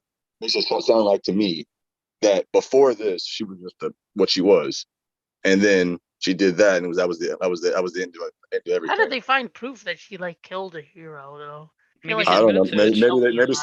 Maybe somebody saw a bullet curve and hit somebody in the face. I don't know. I mean, maybe she admitted to it. Maybe she didn't really want to be out Well, there as a villain and just thought this one hero, I have to get rid of him, so killed him and said it was me. No, you're probably right because she was in Tartarus. One idea I had is that like Hawks felt like he couldn't leave like the commission. I wonder if like she actually tried that and then she ended up, you know, getting heroes sent after her, and then eventually she smoked one of them. That to me that sounds also weird because she actually said fuck this hero shit versus Hawk, who doesn't want to say fuck this hero shit. He wants to meet the commission. I don't think if she just did it in self-defense, she'd say fuck this hero shit. Yeah, but I mean, it's not necessarily that. But once she realized that the commission is corrupted or whatever, or is just trying to use her, and she tries to get away, and they hunt her down. It's of course she would hate the commissioner for it, but it's like Hawks does, it doesn't seem to like the commission very much. But it's not like everybody has to react the same way Hawks does. It makes sense for her to also say, I don't like the commission and I don't like heroes. Like the idea that my general framework for like her backstory, I guess, would be like, okay, so you know, she's just like she's an agent, right? You know, she's doing regular agent stuff. And then, you know, she discovers the commission is corrupt and capping a lot. So she's like, dang, I want to leave. And then they like, no, you can't. And he's like, I am a dip. And then they send heroes after her. Eventually she smokes one. And then somewhere along the way, she gets captured or turned herself in, and then she gets thrown in Tartarus, where they shave her bald. Like, for me, especially with the Hawks thing, Hawks doesn't like the commission, but I don't think he actually had any intention of leaving. I think his whole thing was that, his thing is that he wanted to essentially make it to where he was no longer needed in the commission. Yeah, but it doesn't mean that she has to think the same way. No, I'm not saying she does. I'm not I saying she don't does. think, but I'm just saying. did you guys think that Hawks could leave the commission? I don't think he actually intended to. That's what I'm saying. Like, he does. He did. I don't think he could. I don't think he wanted to. I don't think he intended to either. Because he was dedicated to his mission. So I think his whole thing was that he wanted to make it to where the world was so fucking like clear that he wouldn't even be needed. I don't think there's anything that would have stopped Hawks from actually just leaving the commission. But I do think that Hawks as a hero can only really do that with the commission. I don't know why, but I do think that Hawks the hero is tied to the commission, and he can't be a hero as long as he's not with the commission. So no, what confuses me about Hawks, however, is he said his whole goal in this whole thing right now, especially, is to stop her. How the fuck is he going to stop anybody? I have no idea. But I guess I he mean, just sets Endeavor on it. Can never stop her. Ooh, Well, yeah, okay. but Real what quick, about him wait, saying real him? quick. Joseph so Cielo. wait, Endeavor beats another If a woman? villain That's took crazy. ectoplasm flags, I hope it was Toxic Chainsaw because I really want him to show up at some point. I actually do want to see Toxic Chainsaw. Well, this is his only shot to do that. So, And then our Blast A Church, not much to say, but Lady Nagat seems like she's babysitting Overhaul at this point. Yeah. Well, that's another thing. She said he could be useful somehow. What the fuck did he do? Well, you remember they said that in the data book they said something happened with Overhaul's quirk that like adjusted to his body, but we still don't know what that is. According to some other people I've talked to, that was a mistranslation. That's actually never been said. I mean, the thing is, remodeled. I would assume that when she was free from Tartarus, she didn't really know who Overhaul was. So it makes sense to assume that because he isn't Tartarus, there has to be something about him that brought him to Tartarus. It's not like she knows that because he lost his hand, he can't use his crook anymore, or thinks he can't use his crook anymore. So it makes sense for her to see there's somebody else in Tartarus that wants to get out. Let's help him because he is in Tartarus, so he's probably powerful, or was powerful once. All for One should have just taken his quirk. Yeah, I don't know. And then have a toxic chainsaw that can potentially ruin his drip. I wouldn't take the chance. Wait, toxic? What about toxic chainsaw? What? Where'd that come from? I mean, I wouldn't take toxic chainsaw's quirk. No, I was talking about Overhaul. I was talking about Overhaul. Well, yeah, but it's because of somebody wanted Ectoplasm's legs to have been taken by Toxic Chainsaw, and that was in a super chat. And then, in addition to that, though, All Might did when All Might mentioned how he got injured 5 or 6 years ago, Deku immediately jumped to Toxic Chainsaw, which makes that sound like that was the biggest villain that he fought publicly the year he fought AFO. And then he was like, yeah, nah, he trash. But he was like, oh, well, he straight up said, no, he said that Toxic Chainsaw got good hits in. He just said he couldn't, not enough to do, what had him down bad. So that actually is a character that if Horikoshi randomly brought it back, I would love to see, just because. I want to know what the exact verbiage he uses on that statement is. I can't remember. Because he told him he was well informed or something, and then something after that. I can't remember what the fuck he said. Because now I'm curious. That's the benefit of having the volumes on hand. I can read all this shit. Oh, yeah, because, AFO, like I said, he's also a scientist. If you get his brain, if you can get him stabilized, who knows? Oh, yeah, here it is. He said that in low life, he could never do this to me. Yeah. So he's like, yeah, he's a bitch. He can't touch me like that. So he basically admitted he was trash. Yeah. Well, yeah. I think the only reason, from what it sounds like, the only reason that Deku could have assumed that, if All Might really thinks that nigga wasn't shit, is because of the time frame. So it's strictly just because of the time frame. And what's the topic right now? Talking about one of the super chats said that they hope that the person, whenever we ever find out who took Ectoplasm's legs, he hopes it's Toxic Chainsaw. Well, that's a crazy connection. I mean, it's because of the fact that Toxic Chainsaw was mentioned, and now we have this prison break. So it's like, yeah, damn, I want to see Toxic Chainsaw. Fair enough. I'm just saying it's like crazy, like connection. Like it makes sense. It's plausible completely. It's just like for you to predict that, it's kind of wild. No, we don't know anything about Toxic Chainsaw. About that nigga. We don't know anything. You just know Only he's thing we know pretty. about him. Yeah, Only thing we I know had, about him is compared to Almighty's trash. Apparently. yeah, I mean, had an all might idea. say he was kind of decent, but he could never No, like. no, not in the manga. He doesn't say that. In the manga, He he said just it was says, trash. "Yeah, he just said that in real life could never do anything like that to me." That's the only thing he says about him. He doesn't say anything else. He just said that nigga sucks. He couldn't touch me like this. At the anime, he's a lot more respectful to towards him. But in the manga, he's just like, no, fuck that nigga. He sucks. Why would he be in Tartarus then? I don't know. I mean, he did try to attack All Might. I don't know, nigga. Maybe he'd be in the top 4. I mean, he could be like a real. You got to think also though. All Might would probably say muscular ain't shit. Perhaps, yeah. Yeah, not So, to Deku though. Like, Toxic Chainsaw could be that nigga, and All Might is just such a hater? higher degree of that nigga that it doesn't connect. Because I'm still laughing now when I look back on that. This nigga just said he ain't shit. Like, He just said he ain't shit. because Oh, like if you think about it, the Nomu that like some of the Nomu we see, we're like, oh yeah, like that ain't shit. But then like you realize that like in canon, they still are shit. Like, you know, like they still matter.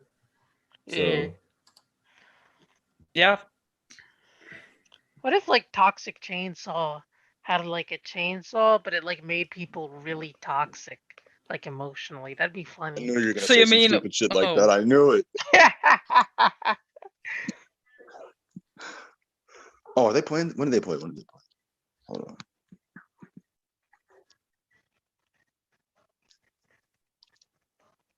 Damn, that nigga's rich. wait, what? No, I said, damn, that nigga's rich. I'm talking about Anthony Davis. Who? Anthony Davis is a basketball player. Are we Nigga dropped talking about 30. him now? No, How I much, was how reading much- something. I was reading something. how much money did he make? I don't know, but I know he just casually dropped 32 million on a new mansion. Oof, that's some money. Hey, all right. Let me speak about what Tarnish texted me. I got you, Tarnish. Apparently he's got a net worth. Hold of up. 60 million. Hold up. He's got something to talk about the manga. Okay. Important than a mansion. Is it though? Yeah, In our context, yeah. yeah, definitely. And what were you saying? Yeah, shout out to Tarnish. This is what his theory was when he was talking about. Okay, so basically, we keep getting flashbacks to the hospital. I thought we were done with the hospital flashbacks after Inko, but we keep going back. Something important probably happened that is leading to this in the background, which is Gran Torino's death. Deku has yet to take off the cape.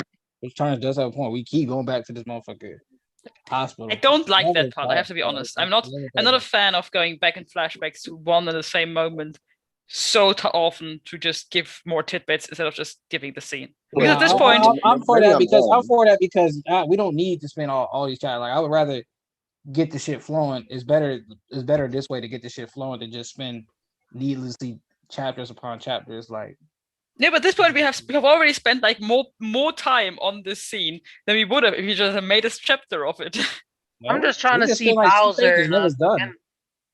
I'm just trying to see Bowser in a doctor's outfit. That's really it, dog. They said Luigi gonna be the one to put the cake to put the fucking sheet over Gran Torino face. They say he gonna be the one to do it. I think it's gonna be like that Skull Koopa. What's his name? Wow. Dry Bones. Dry Bones. Yeah, I think Dry Bones is gonna do it. Yeah, that's funny. That's ironic right there. Oh man. Oh. Whew. See, I told y'all I still got jokes, and I ain't even at 100%. Don't worry, Kai. I'll get to you. Well, I'm letting Fonzu go because I'm a fucking been here. As far as I know. Damn. What was this chapter, bro? Gas pack. What you mean, Bonzo? Gas pack. I just came from I just did my brother just took the bus, so I was biking till here, and I could've just walked. came, read the chapter, and here I am, man. Oh no. Whew. Have you been in here the whole time, but you actually haven't been talking? No, not the whole time. Not the whole time. I was like away. I just came here. Like it's about like maximum 5 minutes of 10, and I'm here. I was reading the chapter before I came in my student room. Took my phone, read the chapter, and just put my thing on right now. Oh damn! Whoa, that was a love the chapter really. Horikoshi shows us why he's doing what he's doing stuff. Damn man. Oh, we didn't see what was happening in the at the end of Tartarus. No. Here he just showed us what happened. Wait, people, We didn't show Exactly. everything. He just Nobody showed say that. part of I it. hear nobody say that. What? Still need more about that. There's a reason why they I didn't get still that need to flashback. know about So I'm my glad. god, Kurogiri. I'm glad we didn't have the whole thing explained up front. Like, there's more merit in not. This is why this Lady Nagant popping up was a shocker because guess what? We didn't know it was coming. That's why the villains had to. She was a hero. She was a Well, hero, and she killed another hero. Damn. Well, my thing, Maybe- well, my thing is, I ain't never heard anybody say we ain't see what happened at the end of Tartarus. I heard people say that we ain't gonna ever see her again. Yeah, Which I would- Really? That is some strange I cap. heard a lot of people say that. Yeah, no, a lot of people. Yeah, were they thinking was that. talking What? shit. How? That's scared, bro. Damn. Yeah, it was Who probably even not- knows? Maybe Horikoshi just thought, hey, I have a great character design. Look at it, but I don't really want to Well, use like, it. it was So just like the intention. Character design And why alone would they showed hit that she that was like a special. really Because they like assume- compelling backstory? She didn't have a backstory at the time, motherfucker. Wow. See, this is why I'm Talking built about- different. I predict the future. Y'all predict the present.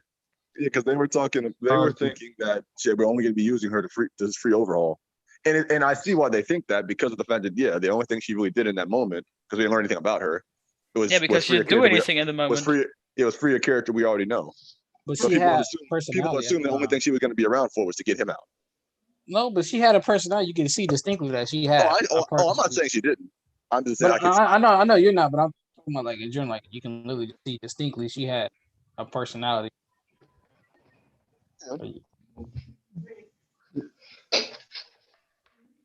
You got Aniki around? Listen, Yeah, even I was just letting even you guys in talk. Yeah, we 297. got hold on, we got super chat. We need to Okay. answer first. I used to type comments about Spider-Man. Y'all think Shadow is going to show up with the top 3? He said he's teaming up with Endeavor. If so, I don't think he'll be on friendly terms with Deku. What? What? What the I fuck? think Hilo means that people will be tired, like irritated with Deku for disappearing and for not telling them sooner and all that stuff. Todoroki is not that type of person. He would not care. Todoroki would be Yeah, I angry that can't- he teamed up with Endeavor. Nah. Huh? Wait, no, he I don't said think he'd be. Endeavor? No, because Shoto, if anything, would be like, "Well, I didn't tell you guys my brother died, so." I see where I mean, Spider-Man is that's the coming thing from. to know, He means like they just gonna be pissed because that Deku made a decision on That's his what I'm own, saying. a self That's decision. what Yeah. I'm saying. Yeah. Todoroki wouldn't be pissed about that either. He doesn't really get pissed at his friends. Yeah, Todoroki Okay. isn't that hot-headed. I mean, Yeah. I understand Bakugo would get pissed that Yeah, Deku he just would get ups and pissed. leaves without He would saying beat his anything ass. because it's Bakugo. But Bakugo Yeah, what- gets pissed if Deku goes to the toilet without telling that he's going to the toilet. So, whatever. Yeah, Maybe would- like it would 30 be years that. ago. They good now. for sure. Not I to still think- mention, like, Hmm? why would he be like he? What is he going to be mad because the dude didn't, like, You're gonna let him come because he with him? didn't tell him the truth about Black Whip and stuff like that? That could be the only thing that I could think of, like being lied to multiple times. Even then, I don't think But- he care about that either. I don't either, but I'm just saying that, like, if he were to be upset, like, that's probably the only thing that I could see him being upset about. That would it be totally out of character, but at the same time, like, it just seems like it wouldn't be something that he'd find worth it. Because, I mean, he did approach him, was like, hey, you're like me, blah, blah, blah. You didn't, you got another quirk, and you told me to stop holding back. So, like, but at that point, if he got a proper explanation, it would be that he would know that it was not something that he was getting like he just had. that It's already something that he's been unlocking. So I don't think it. Yeah, like I don't think there's anything to like. I think that like because they already had that conversation, I think he'd understand ultimately, especially with everything. Like I said, he didn't tell everybody that Dabi was like his brother existed and died. So like I don't think he's gonna be worried about that. Yeah, I don't want any of that. They've already talked about this when I think it was what, Black Whip. Mm-hmm.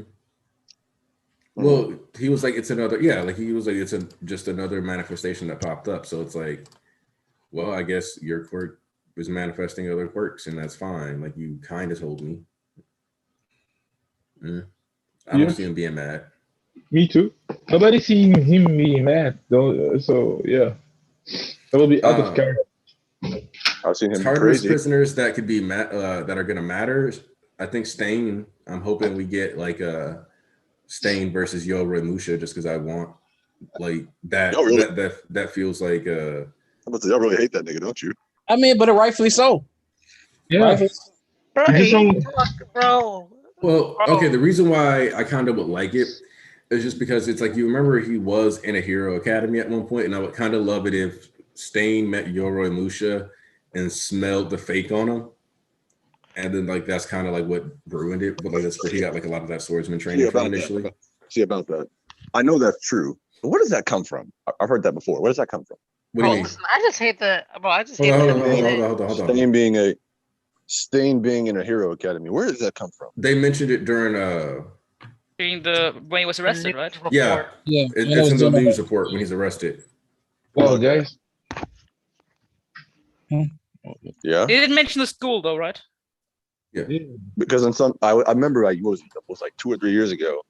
I was on the fucking wiki and it gave like a whole bunch of names and shit. I'm like, who the fuck are these people? Okay, I don't know about all the names and shit. I'm not going. Yeah, that sounds like fandom shit. So I'm like, I don't know, man. Daniel, of course, because he tried to be a hero though. That's what I remember. He tried to be a hero, but no, I knew about that. No, I'm not talking about that. I'm talking about specifically on the wiki. Like, I don't know if it's still there, but about 3 years ago when I looked at that, it had like a whole ass backstory for this nigga. And I'm like, what the fuck is this? What the fuck is this? It's a mixture, but it's a mixture between like the shit we got, the little shit we got in Vidge. No, it's not from Vidge. I already read that at the time. You get Vigilante too. We get the Sten Helden. No, he just said that like I just said it's not from Vigilantes because it's talking about like his time in a classroom. I'm like, who in the fuck are these friends you had, nigga? I don't know who these people are. Oh, I don't know about all that now. I just learned about it right now. Wait, he had friends? That's what I'm saying. I'm like, what the fuck? This nigga had friends. This nigga had friends. Somebody was just randomly adding shit. Like, it has to be because I'm like, the only way I'd see him having friends is if like he just kind of like randomly added people on MySpace back in the day. Nigga, who do you think he is? TFS Piccolo? Midori Kono, you're fine. Yeah, basically. And Daniel, of course, we're going to see more people from Tartarus. Come on now, like. I need to see more. I don't need to see anybody. I just need to see more Lady Nation. Huh? I need to see more Lady Nation. Nobody else. I just need like Yoroi to die, particularly horribly. Like that's one thing I'd like. Like if he could grant my wish, I'd be a happy man for this year. All the man did was retire. Just leave him alone. No. There is like a principle to retire. Okay, there's a way to do it that doesn't make you look trash. Okay, he came. So he looks trash. Doesn't have to die for it. Yeah, he looks trash. He sure does. But listen, I don't want his head on the stake. Listen, life without the drip deserves a pop from the stick. No, y'all want him on some. You want him to be on. We that don't want to be dead then. then. You want him on that fucking Castlevania shit. What the fuck? Yeah. Okay, listen. He came into the war like into Pro Hero, right? Talking all this game like, I'm in the top 3, really mad. Everyone else is just a popularity contest. What does he do in the war arc? Slices fodder in one panel. Not even a big panel. Not even a double spread. It's not really his fault. And then he retired. I guess Betty was fighting the whole war arc. He just didn't get a panel. As far as you should be complaining by Horikoshi. Wait. As far as we're concerned, the only action in the war arc was that one slice of fodder. That's the most work he did. After that, he went on the bench and waited 2 hours. Damn, I'm gonna let y'all young boys handle this. Get back in my day. I mean, he was just months before retirement. I don't know why you're complaining. He you know what he reminds me of? He reminds me of like an old head barber who's like talking all about how much younger he used to be and how he'd like whip all these cats. And then when it's time to play, he gets bodied. You know what? You know what? And you know what? That's right. Because you know what? I ain't letting none of y'all niggas defend this nigga. Because guess what he said in Pro Hero? Oh, besides the top 3, you know, and he got mad because he got moved down a spot. Besides the top 3, it really about popularity. You know, I'm really better than you. He's talking shit. It's like, no, it really got nothing to do with this, that, and other. It was like he was a big shot, big shit. So I ain't trying to hear that shit. He was talking like he had that work put in. Like he was gonna put some work in. Yeah, So I you don't know why no, you're no, no, no. complaining. Wait, The wait. man No, was no, but days that's before retirement. Did you ever talk to somebody who was days before retirement? They don't care about their job. They're like, yeah, I had this great career. Now I'm at the top of my career, and I'm not going to do anything because I'm retired tomorrow. Listen, He didn't when know Michael- that he was going to Well, retire Michael- tomorrow, Listen, when but he Michael did act Jordan like it. When Michael Jordan retired, he went out like a beast back in '92. Come on. You know what I didn't I did too. realize? No. Hey, whoa, Messed East. up You know the what I year. didn't realize? Messed up the What?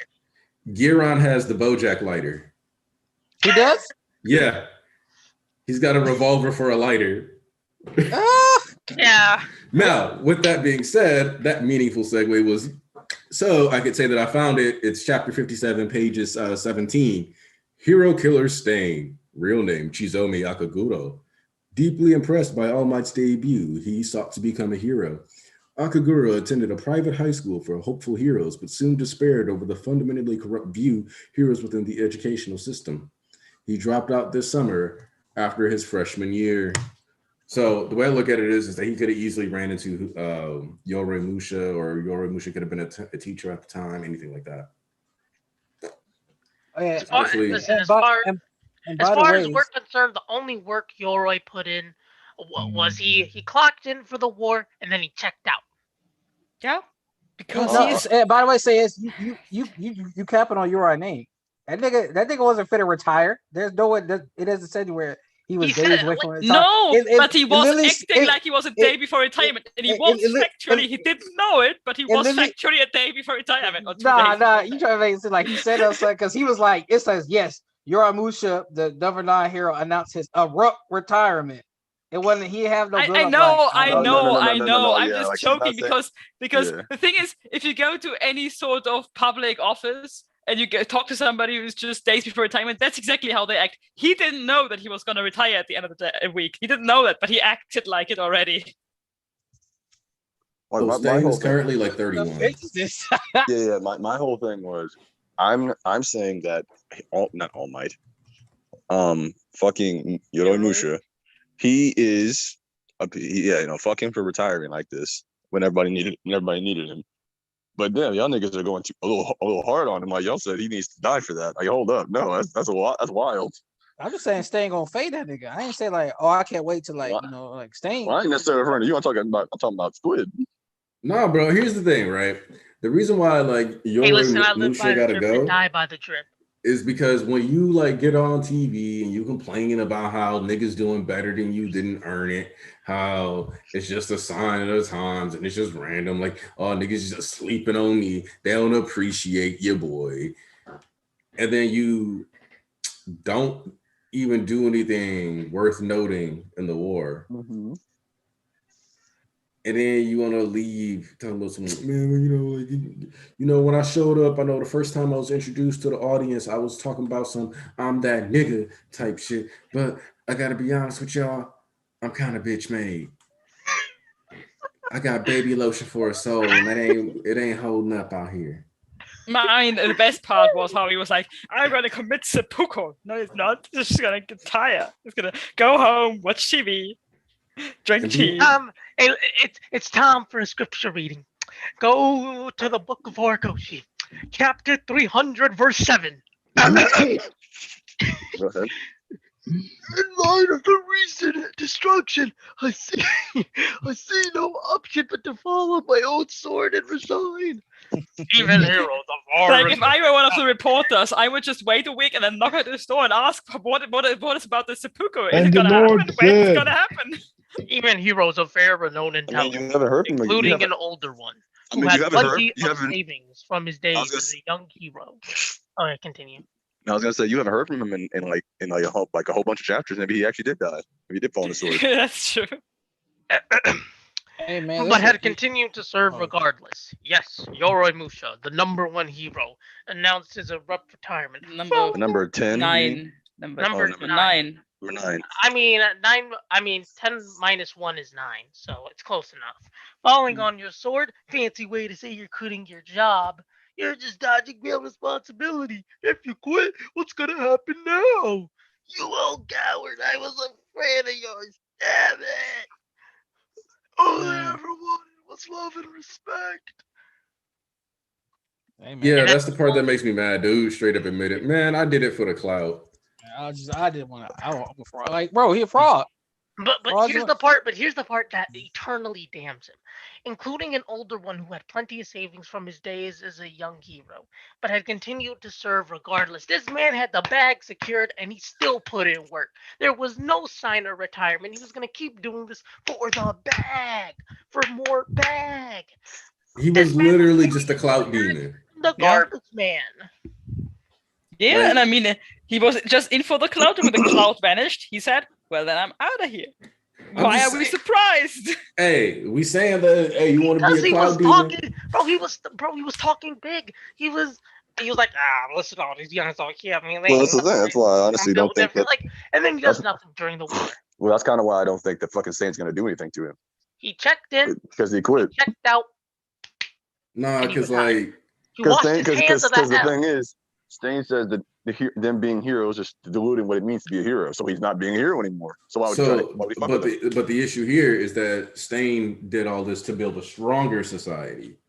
Yoramusha quitting at the time he did definitely caused a bunch of society to be heavily weakened. But wouldn't it be better if just every weakling Not who's to not mention, willing to put in the work just Yandy quit? looks like a Lorax. Yes, that and also now when the way that they're doing it now, they're trying to defend themselves.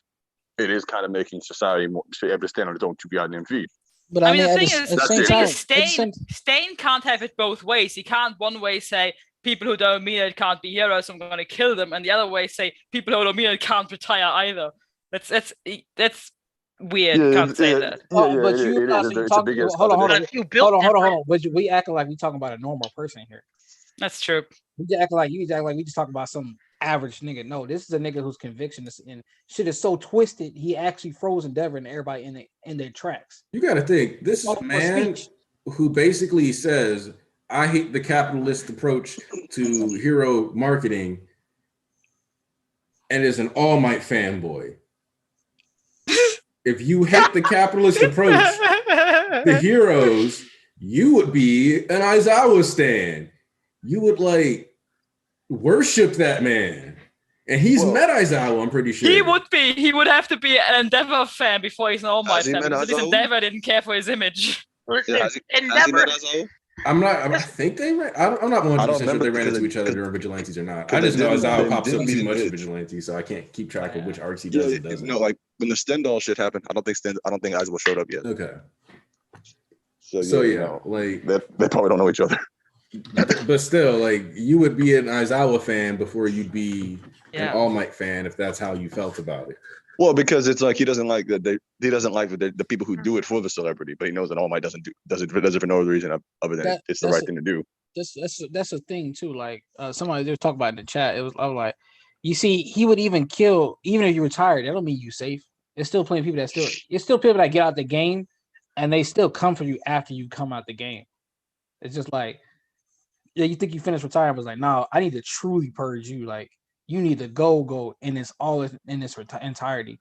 Not just you chose to go off on your own. Like, nah, you fake, like you a fraud. You need to be exterminated all together in its It's entirety. time for another sermon reading. Why he should be an Endeavor stand before an All Might fan. For the word of the touch, I need you to go back to your book of Horikoshi, chapter 299, verse 17. I'm free of my shackles. Your father doesn't need to know about this. I wouldn't stop whining about getting out the house, so she did it to shut me up. This one's fine, right? The All Might dolls cost too much. Let's hope you grow up as strong as this guy. Sale, Endeavor doll, 500 yen. His toys are priced for the working class. but them All Might figures be only for the middle and upper. You see, All Might is a symbol of the capitalist bourgeoisie, and he is a symbol for the working proletariat, not blessed with predetermined advantages. I want to speak on that capitalism nonsense. Or No, I'm just saying, like, All Might, he should be an Endeavor fan before All Might if he really cared about, this capitalist approach to heroic marketing. yeah, but that's not on All Might. That's not All Might. I mean, if he hates heroes that are only in it for like the money, like. But you could tell that's not what All Might in the game for. They're just using number one. They're marketing All Might and his thing as that, saying All Might is the one. Like, but is this something that Stain would know? I mean, how well does Stain actually know All Might? You can as many interviews and as popular All Might is, he's been in the game for 40 years. You can tell how somebody actually operates. Like, you make a judgment based off people if you've seen them in interviews and videos and countless times. He's been in the game 40 years. I'm sure he's seen. There's plenty enough things you can, just like everybody else favors All Might because they see him as a true hero, the symbol of peace, this, that, and other. You can get a pretty good perception on what's like, just how people but they see how Endeavor used to be, who Endeavor was. Like, yo, I always knew something was fishy about this guy. I can tell he's aggressive. He just hates. He just does this. He does that. These heroes are so. It's like a whole like game. Like, they've been doing this for so long, you can tell who somebody is through hundreds of videos and interviews. They've been doing. Yeah, but niggas try to open books. Yeah, like you could tell how somebody operates. I just keep receipts. That's all I'm saying. And the thing is, as for the Aizawa stuff, nobody knows who the fuck Aizawa is. Because he don't be in the media, so you can't tell who exactly like what type of character is like. And they're like, but you could tell based off he doesn't like being in the media. Even anytime you get him in the media, he like fuck off. Then you can kind of tell what he really about. I hate that I can actually picture him saying that. Oh, why was you? One Piece was good this week. Damn. What was good? One Piece. Oh, I didn't read it. Yeah, it was good. I'm shook it was good. Hey, no one. Why are you shook? It's been. I heard it was my a good main reason for a question while recently. What about One Piece still hasn't been solved yet. Why does Kaido got them chicken legs? Why does he got those Deontay Wilder legs? Wait, Deontay Wilder. Because dragons they doesn't have to. You know what? I don't want to defend this. I don't know. All right. I'll go. So shout out to Coyote. He's been waiting for this. Thank you for waiting patiently, Coyote. He wants us to talk about the redemption for Overhaul or All For One prepping himself up to die. Redemption for Overhaul. He's not gonna know that redemption. The man is. He don't mean redemption in the way of formal. Like, I know what you mean. Make him look cool again. He's not gonna look cool again. Yeah, I don't think he means. that. No, that's not what Coyote's saying. I had talked to Coyote. He means like go legit ahead. redemption arc. What do you mean then? He's gonna become like a good person. Yeah. Okay. No. Because like the whole idea, like his idea was that like he's going to like invoke the audience with like Overhaul suffering so much, like they'll just kind of eventually be like, "Yo, dude, enough!" Like, give the man a break. And then that's when the arc will start. I don't think there's any way in hell you could make me or most people go from fuck this nigga to you know what, he's gone through enough, he's good. Because after all, if it was just he lost his arm, he was a bad guy, I would feel that way. Nah, this nigga was human fucking experimentation like a 4-year-old girl. You go fuck yourself. I don't care. Hey, listen. What you mean? What do you mean suffering? That nigga living a life, bro. He got mommy, Dommy, Nagant taking care of him. That nigga literally carrying him around. That nigga living a life, man. What you talking about? Let me show you like a really cool detail in this chapter. Overhaul got a brand new pair of pants. She changed that nigga like he was a baby. I wish somebody changed my pants like I wish Nagant changed my damn pants. I wake up in the morning, I got fresh drawers on. Shit. I ain't had to do nothing. She watched me into bed. That's crazy. Super chat from Cheese Peabody. Y'all saw Zenrito say Nagant was predictable. No comment. Moving on. In fact, look, page 11, the boss, and then we see Overhaul's black pants. Yeah, I don't personally see him getting any sort of redemption. nor do I care for that. Like I said, he gonna be if he does work the heroes, he just be the nigga that helps them with the singularity problem because he is a scientist. And Yeah, I'm pretty I sure don't. he know. I'm pretty sure he knows about quirk singularity, and they'll have the advantage that all right, we'll keep your pops alive and safe, and you can work and you can be near him. But we're gonna need your help because they don't really have they're not gonna have much of a choice when Shigaraki is reigning supreme, and they ain't got nobody to really help them with quirk singularity because Ujiko not helping those niggas. Where is Ujiko? He in prison still apparently. What prison? We don't know. Because they still have him and Compress and Yeah. Makia. I guess that can segue into once again that it just shows how stupid everybody is really think off when we're trying to snatch a nigga Shigaraki body, and the niggas in the inside universe really don't know what the fuck they talking about. Like Deku really rolled in and just started making some bum ass assumptions.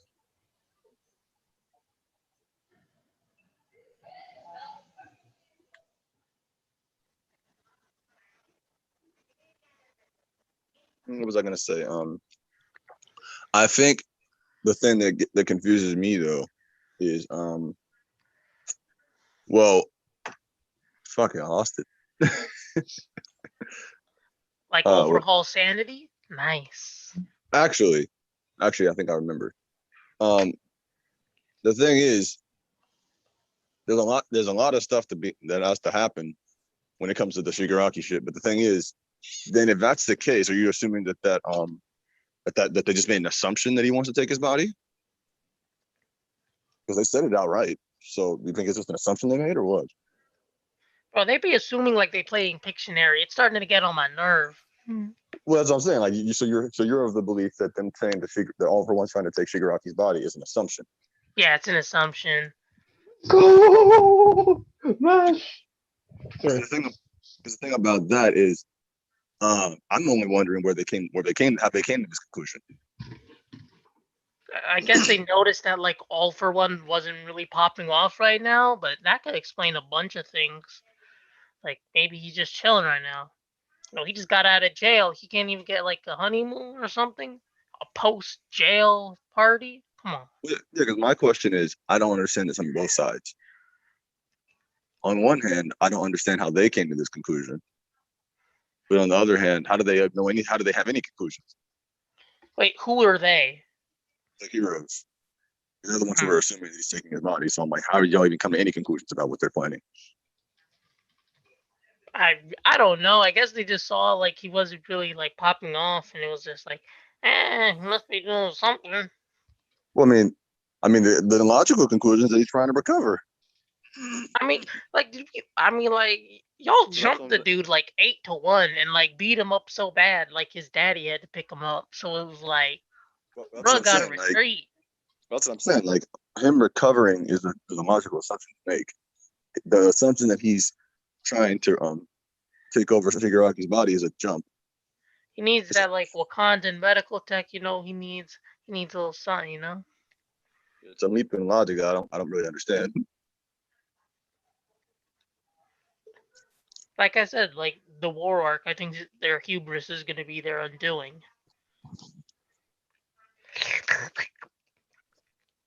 All right, no say is left.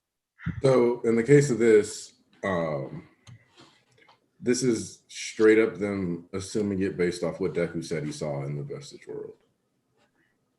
That's all that is.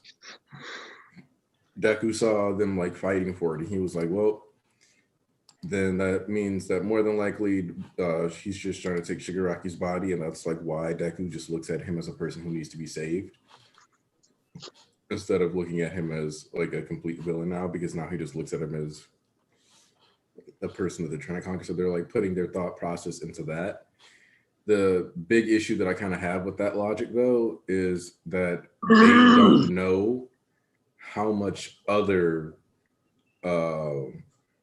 training Shigaraki did that it wouldn't make sense to have had him do, like leading into this, like making sure that he was studying up on who his opponents were, making sure he was doing all these other things, because people are going to still be able to tell the difference between Shigaraki and All For One, like who they are as like people and the way they interact.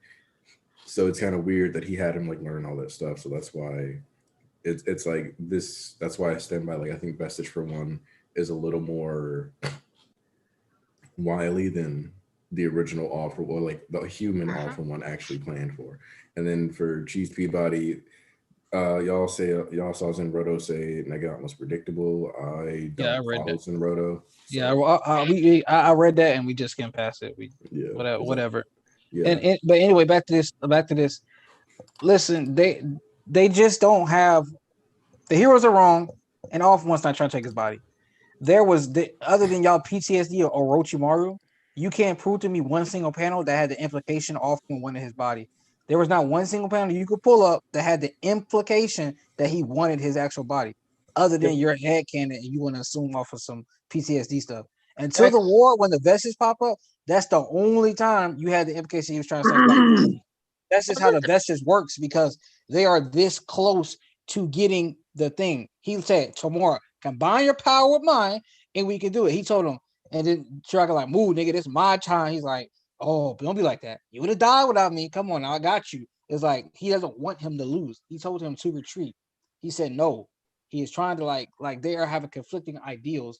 They're trying to get the same thing. They just want to go about it from different routes. He literally just a nigga that tried to get this quirk for over 170 years, could not get it, and he's on the cusp of fucking reaching it.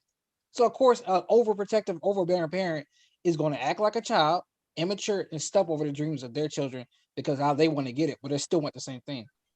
Y'all didn't get this whole, it wasn't a concrete, even plausible thing until the war happened. Like, that's it. Before then, there's no panels indicating he wanted this nigga body. One detail I found very interesting was if he was really gonna go for like the body hijacking stuff, why keep his mind relatively like healthy? Because there was one comment from Ujiko where it was like we couldn't overly modify his body to like All Might's caliber because it would have produced too much stress on him. So like, but if he's just gonna be like, just a dude you're gonna hijack, why not just go for extra modification, give the dude All Might strength, and then just just have the guy take over? Exactly. We got a super chat from Joseph Skill. Like, why risk that? Hold on. Joseph Cielo says, let's not forget AFO avoided stealing Genius Quirk because it wasn't a good fit for Tomura. And that will always be the thing that like blows my mind about that, is that like we know that based on his like selections, he was factoring in Shigaraki's own personality, not his. So it's weird that he would do that. Unless you're gonna argue like he knows like the personality is gonna struggle back, so he's gonna like try to give him quirks that like benefit them both. But that's too much of a stretch, in my opinion. Bro, you have to go out of your way to make you with headcanon to make it sound realistic when in reality it doesn't. You have to go out your way. I can use more panels defending the point that prove against it than I can some headcanon based off what these niggas are saying because they don't know anything. They don't have the full context of their relationship whatsoever. They could just seen a small child crying and they keep like, oh, he molded the boy into doing this. Do you not know what that small child did right after he was crying? He bodied his entire family and then proceeded to say, yeah, this shit wasn't a tragedy. It just is what it is. Hello? Like, no, he just built different. You feel me? He just built different. Yeah. But Coyote was talking about how All for One gave away Airwalk, which is one of the quirks that will help him, like in case he was to fight Shigaraki, so he can like in Shigaraki decay the ground, he could, float up. So Shigaraki couldn't do that to him. I'm not sure that he gave it up. I'm not sure. It's more like that because he still have he can give people quirks, but it doesn't mean that he lose them. Yes, he does. Yes, he does. He confirmed that. He confirmed that in the Vestige Warriors. Otherwise, you don't even need to look at the. You can look at that from the All for One story, the One for All story. Mm-hmm. If that were the case, he wouldn't have needed to take the shit. Oh, okay. Yeah, they already said like all he would have to do. Yeah. So it wouldn't make any sense. Okay, my bad. You're good. That was a great argument. Hey, Says is back. Yeah, my internet just died. No, I was like, yeah, you just left. I mean, it would make sense. I didn't leave. My internet died. I mean, did you try reviving your internet? Do you have I like did. a Wi-Fi resuscitator? I did. Maybe you hear me? Oh, Could have worked quicker, to be honest. Y'all better calm down before Sayas hit you with them flash fire fists. all I know is Uh, that I need you to watch fucking Castlevania, Aniki. I already He already watched it. did. I Oh, binged you it all I didn't- didn't yesterday. do. You didn't I tell me didn't about it? do. Wait, is there a new season or something? Yeah, season Yeah. 4 came out Oh, 2 3 days ago. Peak. Yeah, I know. I don't have time to watch it for the moment, so I was Get on planning that. to. Yeah, I heard I that it was haven't watched good. I haven't watched season 4 yet, but like I saw Endot's reaction to Lenore. I'm surprised he has this much visceral hatred He for. hates Lenore. Yeah, He has no taste. Whoa, damn! God. The story Hey, goes. look. NDOT doesn't like Lenore for what it comes down to is like how sympathetic you feel towards Hector. I can't feel sympathetic for Hector. He's winning. He's winning more than me. Like I can't feel sympathetic for that nigga. He's in a better situation than me. No, hell no. But like, look, my favorite thing about season 4, what I'll say is this: is that Don't spoil. There's no spoil. no, You can say without spoiling. yeah, is like the way that like the last bit is done. Like the ending of Castlevania made me go, I don't care, I love it. So There's a lot of let me give you some there's a lot of irony. There's a lot of irony in the end, and that's what I like. like let me give you like some responses to Lenore. no. I don't think it would spoil anything. No, I'm not gonna spoil anything. Like, here's one from like March 3rd. Castlevania season 4 is out in 10 days. Hope Lenore gets viscerally murdered. Hello, everyone. I hope Lenore gets murdered viscerally in season 4. I'm going to jump for joy when Lenore dies in season 4. It'll be like the week. Can I spoil Chainsaw Man? Who hasn't seen Red Chainsaw Man? Okay, well I guess I'll spoil it. So Makima got eaten, and I was doing flips when Lenore gets murdered. Can't wait. Maybe I was too hard on Lenore. She's becoming boring to hate now. Like what? How is every single response to Lenore filled with this much hate? You said, wait, hold on, Endo. You said you're winning more. You're winning more than Hector? How is that possible? I mean, I'm just built different. I just keep winning, even when I lose. Endot is saying that Hector is only winning if you think simping is winning.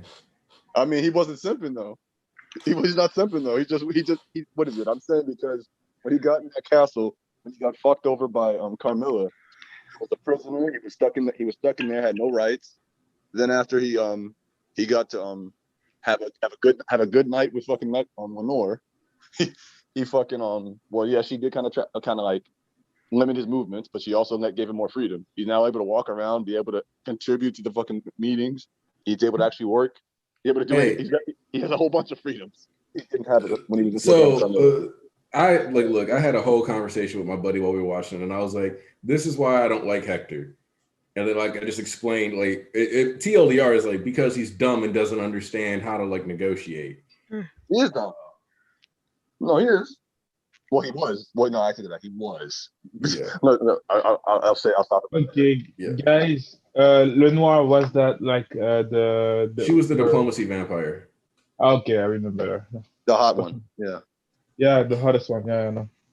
I mean, I wouldn't say that, but What the hell? Oh man, I'm playing with you. What? Come on, I'm a troll. Come on. I'm about to say because his hatred of Lenore is how I feel about Carmilla. Okay. Also, yesterday's MHA episode treated Ida how he's supposed to be treated. Yes, it did. It gave him love. Like people like to pretend that he's not supposed to be like that dude, and like they highlighted it like perfectly. Even did a good job explaining of why Ida was in the war arc and like what he was doing there. So that was done really well. I And- can't tell by the way. Nighttime Tokoyami is still top 3, so it's like, it's good enough. No, I can't tell. I can't tell if the anime did that thing again, where they turned the narrator into Deku talking. Did they do that again? I'd have to hold on. I remember some happy people about getting really annoyed with that I don't know why. because of how self-centered it sounded, according to them. They can go fuck off. Because I'm Wait, like, what sounded self-centered according to them? And you know how Deku, apparently, explained Deku everything. being the narrator, I didn't have that much problems with it, but it was like, I don't think there's any problem with it because it's more natural. It's like everybody's sitting there watching, and instead of there being some random omnipresent narrator, it's a fucking person who's actually perceiving this shit and talking about it. I think that's way more natural than fucking omnipresent narrator. That's not established before. Like that's only comes out in random times in the story, where like Hori's like, oh damn, like technically Deku wouldn't be able to narrate this because he wasn't there to see this. And then it makes even less sense here why he wouldn't be able to narrate this shit because he was there. I mean, I would have preferred Tokoyami, but I'm just, a fan of him. See, that's okay. Self-centered, it's natural, and it makes sense because the only reason he ever even used an omnipresent narrator was because Deku couldn't be there to narrate. Also, I'm just gonna kind of point out that the idea of Deku being self-centered because he's explaining what happened on screen is really weird, because it's basically like being like, how he's the main character talking about something, he's self-centered. Like what? I'll put this in even different, in a little bit of different terms. So imagine you're watching like, I don't know, football or something. You're going to talk about, and you're watching your friends. You're going to repeat exactly what just happened on screen while you're talking about it. That's exactly what he's doing. He's watching niggas fight, and he's commenting on what happened. It's normal. There's nothing self-centered about it. Hey, that's why it's weird. That's weird criticism. I mean, I watch sports by myself, so I don't have. But listen. So it seems that Tezuka and what's the other nigga name? Kimura, or I'm trying to figure out the mangaka for MASH. It just seems that these two niggas are definitely on the same wavelength and taking their series to the next level at the same time. Yeah, Komoto. Because that Vassal chapter got turned up a little bit too quick. I didn't see it, but I saw the final panel. Everybody kept posting it. That motherfuckers, they took that shit up too quick. I'm like, oh, we get serious. Okay. All I know is y'all suck. All y'all fucking posted the last page at the same on the timeline. Yeah, I do shit. I just read it. Man. Let me run back on some stuff though. And I like and Undead, you know what happened last week. That shit. I didn't read the chapter this week, but man. So are you saying it's all gas, no steam? And this podcast didn't work out because people didn't want to respond to me in like a timely fashion. Bitch, I told you I was gonna do it. You know what? You didn't hit me up. You said we're not doing it. Timely fashions. When I hit you up, check every 2 days. Oh, yeah. I said I was gonna do it. I told you it wasn't gonna work for me. I was busy. I'll take that day to rest. I told you I was going. I would be up for it, and you didn't know, and you hit me up. You said, "Nah, we're not doing it." Hunter narration. Hunter narration is kind of look. I can always talk about Invincible. How do I feel about look? The way I look at Hunter narration is that it objectively makes it where the series tells you a lot instead of showing you it. Yeah. And it's weird to me that that doesn't come up when we're discussing the series a lot. Yeah, that's always. I'm always surprised about that too, because every time we discuss the series, I say I don't like that part. Everybody either doesn't have opinion about it or likes it. I'm just no. It's just distracting. No, because what I see is like sometimes people will be like, yeah, but isn't like 30% of the dialogue narration, and people will be like, no, bro, it's like still goat like and it's like don't talk about the narration. Don't talk about the fact that like it's just somebody like constantly having a headless voice coon always has to arrive. Yeah, like my whole thing is I like it. If there's narration and something like this, I don't mind omnipresent narration, but I only want that when it's something that I can't see. or it's I mean, I don't mind or it's the end of a chapter, or it's the end of a chapter. Fucking In like just Hunter x Hunter, I recap didn't or I mean, have problem at all. I never, for me Reader. just as a reader or just as a watcher, I don't mind. I don't mind the authorial voice. In Hunter x Hunter, I really loved it because what I loved about it was just like how it was. It felt more epic for me. You know what I mean? These guys were living stuff like in seconds. So having them thinking about all this stuff wasn't well, wasn't realistic for me. If when we get like sight of them, thanks to an author, like an omniscient, you know what I mean? That guy that talks about stuff, and when you see the way that they really try to slow down the stuff like every minute, like just to show how like, it made me feel like how dangerous it was. Like if they made one fault in 1 second, they could have died. That was the thing that I watched. I keep watching and I still love it till today. So, but I can See, understand. hold Yeah, I on, see, hold on, like, hold I on, see, hold like, on, not like hold we're on. probably Because I'm gonna gonna do be the same thing. honest. I'm gonna be Pardon. completely honest. Narrators always ruin that for me. Yeah, Like like almost like when a narrator is like describing a location to hype it up, that can build tension. When the narrator is like, I'm stepping in this direction because there's a chance I'll die if I step in that other direction because that Yeah. guy he does this. It's like to me, I yeah. feel like the story should be able to handle that without telling me that. I don't think it's necessary for me to be like told what could happen if I did something stupid.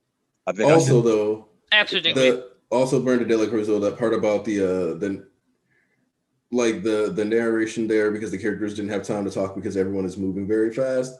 Mhm. Objectively, that doesn't work when you realize that you can actually clock Godspeed to like 168 miles per hour roughly based on how long it took him to cover the 45 kilometers during the chairman election arc. So it's like they're not going that so fast that like it's insanity and like they can't think at all. And if they can like operate and fight at that speed, then they would be able to think. So like, that doesn't matter really. it's not even just that. It's about the fact that like if they're going too fast for them to talk, then they shouldn't be saying anything. Yeah. Simple as that. Let their like fucking, I don't know. They do that all the time when they have niggas like think. It just has them thinking. And there are What times when difference? it's like narrating certain moments can work. It's just that like if you narrate a lot, for me, it actually does take away from even the good moments because it's like, oh, this nigga talking again. Yeah, like that's why like the first person limited and actually limited narration in MHA works for me because it's usually at the end or before big moments, before like big events. Even though sometimes I think twice now they've kind of low-key Deku or somebody or Spinner have low-key overhyped the situation. Well, not overhyped it, but they've actually like dramatized it to hell. Only twice? Off the top of my head, I could think of it. They dramatized it to hell. yeah, Like where he said that Ida was never the same after that. And even Yeah. though technically he's right, he wasn't the same, but the way he made it sound was the nigga went rogue or some shit. So And I then- think it's and funny the that same like with, the same with Spinner when Spinner no, said no, no, no, no, that no, he no, no, died. no. Because to a certain degree, I always think that people like say that and then it's like a really hyper reduced analysis of the commentary and it's kind of annoying. I'm not saying it's a bad thing. especially when we talk about like how Hosu City was supposed to change everything because people are like, yeah, like it was exaggerated. And I'm like, remind me what led to Toga, Dabi twice and all these other people finding the League of Villains. Oh no, I wasn't talking about that. I was talking strictly about what he said about Ida. Well, And I'm not even saying it's exaggerated. I'm saying it's dramatized. Like I'm not saying that he didn't actually change. There's nothing wrong with that. It's just more like the way Deku phrases it. He phrases it as if after Ida left that day, he became a dick, or he went rogue after that. Or he died or some shit. That's how he said it. But then when you actually see it, he does change. His ideals change. He's more responsible. All that type of shit. But it's not. But if you look at that on the first read, you're thinking something terrible happens to this nigga. But not really. Not to say it's a problem that he does that because it's fine. It's to get you engaged in the story. I think it's fine. It's a fine approach. Now the Hosu thing, yeah. Somebody said that Hosu didn't do shit. That's stupid.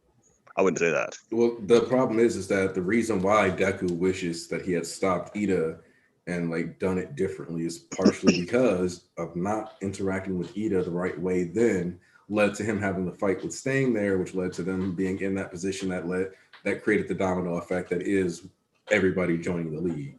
If they had Is gone that about so? that in a different way, Would that not have? I mean, the thing is, if Stein had been captured any which way, so the thing with this is that if Ida had not gone after Stain that night because they had sat down and had a conversation or whatever, then that means that Native just dies and Stain keeps going.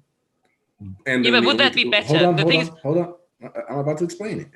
The reason why it would end up being better is because then it would just be like, okay, well, I guess while these Gnome were attacking, Stain managed to get a kill, and then that's the end of the story for the night. No. It was Yeah, but the thing is, because it was such a big deal, like the attack itself.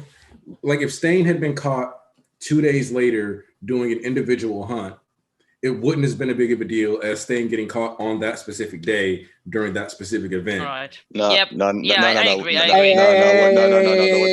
no. Hold on. What? Anarchy. Coyote asked for the link.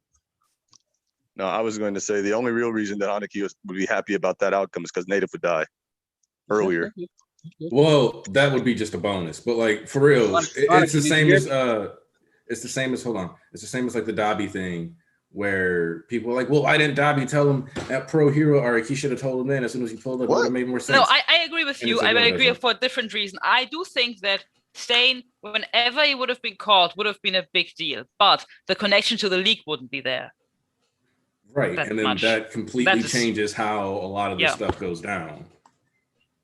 Like instead, you would have had a bunch of individual villains going and lashing out and doing stuff, which would have been easier to manage than them uniting as a front and then being able to make these strike team raids on, training camps and stuff like that. Because it's like, boom, you have Stain get caught with the League of Villains. People assume that like that's the carryover clout, and then they jump over and they're like, yeah, we'll ride with that dude. And now he gets top tier or like mid tier villains to go do, like that operation within like 2 arcs. Anarchy. Coyote asked for the link for the discussion. Well, all right. Hold on. 2 hours before I can eat something. Oh, damn, bro.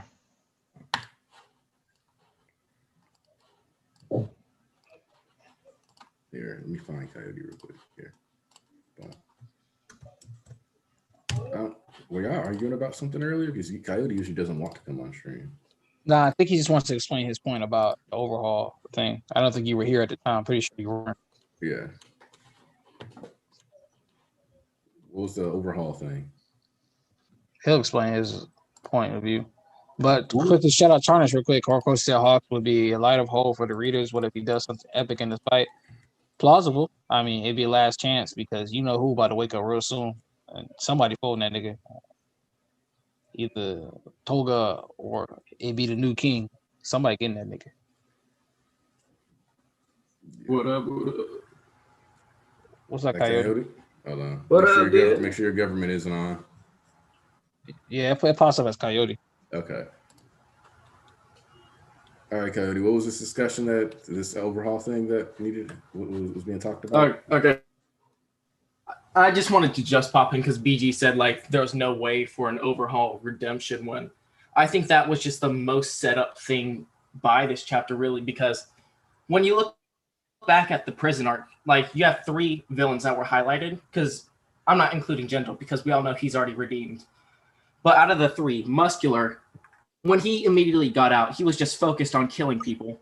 When Stain got out, he immediately picked up a sword and is going back to killing people. When Overhaul came out, the first thing he said is, Pops. I need to see Pops and stuff. So, like, the first thing on his mind is immediately going for his father. So it's like, out of everyone, he's losing his conviction compared to the rest. And then we see this more because Overhaul was a clean freak. He didn't like people touching him or anything.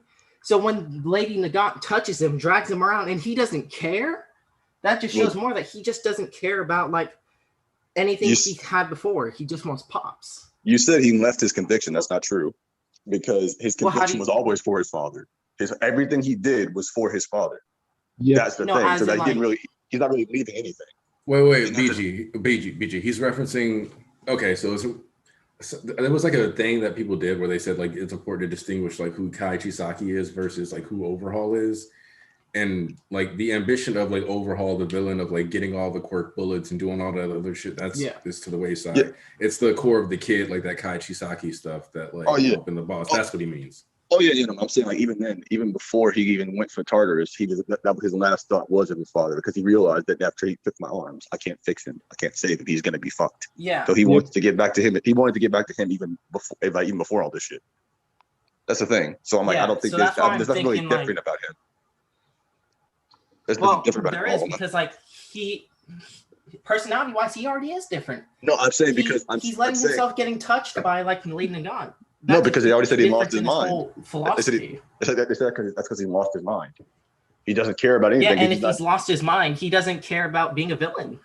He doesn't care about being good either. There's nothing good. There's no good or evil. Exactly. He lost his mind.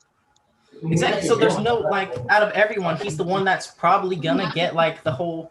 I'm not gonna kill anyone. Stain's not getting redeemed. Muscular's not getting redeemed. That's what I'm saying. I don't think Shisaki's getting redeemed either.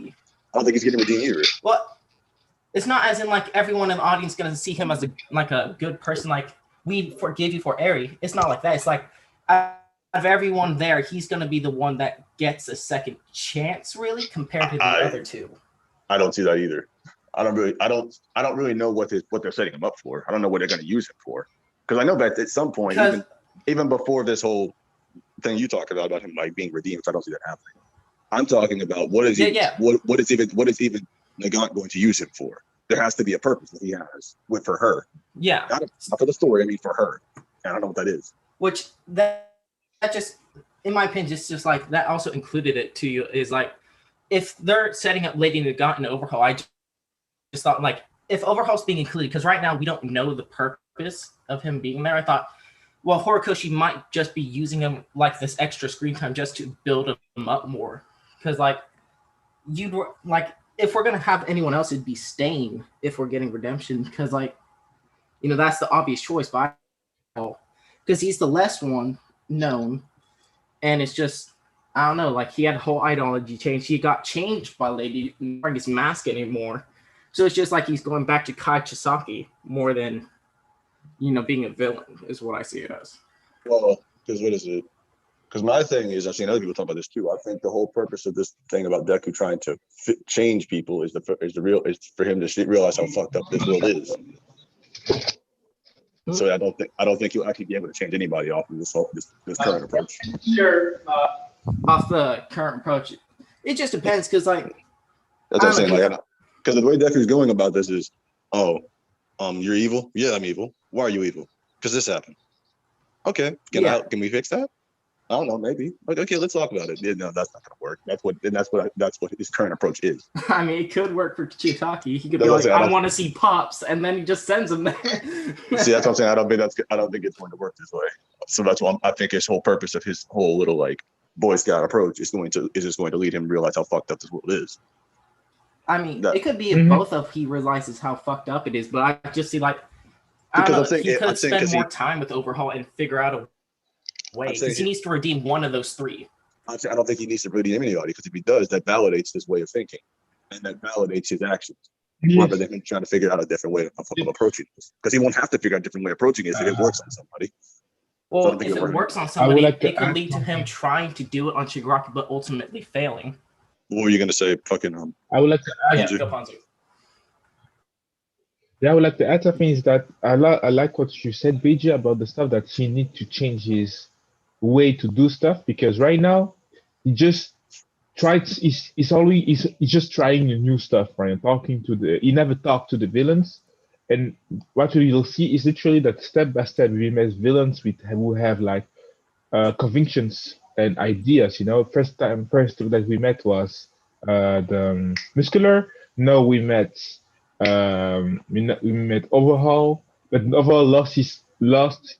The fact that he lost his quirk is like he lost a part of himself. His quirk gave him the ability, not only the ability, but the confidence. Because when you no, you will understand. his quirk is overhaul is literally being able to destroy the disassemble and reassemble stuff. So it gives you power to have the biggest confidence you can have in the world, literally. When you lose something like this, all your confidence, all your stuff is based on that. So right now we just see a man who just doesn't have his confidence at all. He's lost because the only thing that you said, BG, is that he wanted to do stuff to make the Yakuza bring his pops that bring him so much stuff in his life at the top. That was his idea. You know what I mean? But when he lost his arms, he knew that losing my arms, it's like losing the ability to help my pops back in every kind of Yeah. way. And I'm losing myself too. That's what's happening right now. So Deku trying to talk to him might change something or not, because for the moment, Deku, what I want from Deku as a reader, just as a writer even, is that he has to see that there is so much problem in that society that he has to work on, that Oma didn't even work on. You know what I mean? Like the racist stuff, all this stuff, it is stuff that if you want to be the new number one, it is the stuff that you have to take on it.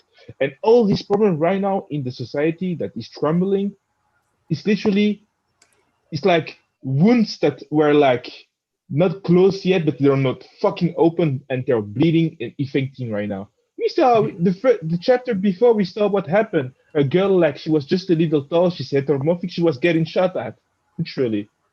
So stuff like this are happening everywhere in Japan for the moment, from what we know. So right now he needs to, if he really wants to be the number one. I accept from Horikoshi that he takes these problems and try to try to find answers to it. He is in the beginning of the process, but it is too easy if he just change stuff, like just because he thinks like, yeah, why are you bad? Because of this. Ah, okay. Do you want some help? Agreed. No. Okay, boom. If it's, you know what I mean? Ale, if he has to try to understand people why he has to leave, what Ale, not really have to leave, but try to understand from where they all come from, because people like Yeah. Hawks, people like all these people come from places different, and society has a big impact on them. That's what we saw with My Hero Academia, and even their Agreed. quirks. So that's why that's really something that I want to see. Ale, if he wants to become the number one, he has a lot to do. So what you're discussing on for me is that we just have right now having him redeemed. It's not interesting for me. What we need to do right now is just, because at the moment, this man, at the moment that he gets his quirk back, he won't change. He will be the same. Oh yeah. Be I sure agree. of it. He will be the same. The moment that he gets his arms back, he will be the same.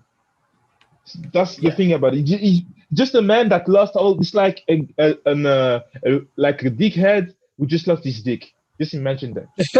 How you like, that's literally dick. That's literally this. A dickhead that lost his dick. What the fuck? Yeah, But- that's facts. Honestly, I think it's also great if he does go with overhaul. Is like you said, to fix society, you need to understand it. Shit. He's gonna be able to meet the trash trio, and they are like the whole like thing, like society fucking them over, especially with Yu Hojo. So if he can just somehow figure out a way to like understand more people with Overhaul's crew, I think that'd be more experience for Deku overall as well. If he can't fix Overhaul, that's whatever. Like he's getting Yeah. better understanding of society through Overhaul's people. As I well as hope so. let's be honest, he's gonna get a lot better understanding through Lady Nagant. Yeah. Mm-hmm. Yes, that's the thing about it, because Because she he's brings still the very aspect much of, just celebrating heroism, very much. yes, right. That's the Yeah, thing like- about it. That's what you mean. I think she'll get far more from her than you get from him, because he already has a negative view of heroes. He's a villain. Her, on the other hand, she's been on both sides, so it's more. No. I mean, she may get things from him too, because there is an optimism that she may get back. I don't know, but Oh, of course, but I'm strictly he just saying. I definitely need, needs to learn that heroes. He's still just idolizing heroism. yeah, exactly, Yes. and he'll get that from her, because she's been on both sides of this. Mm-hmm.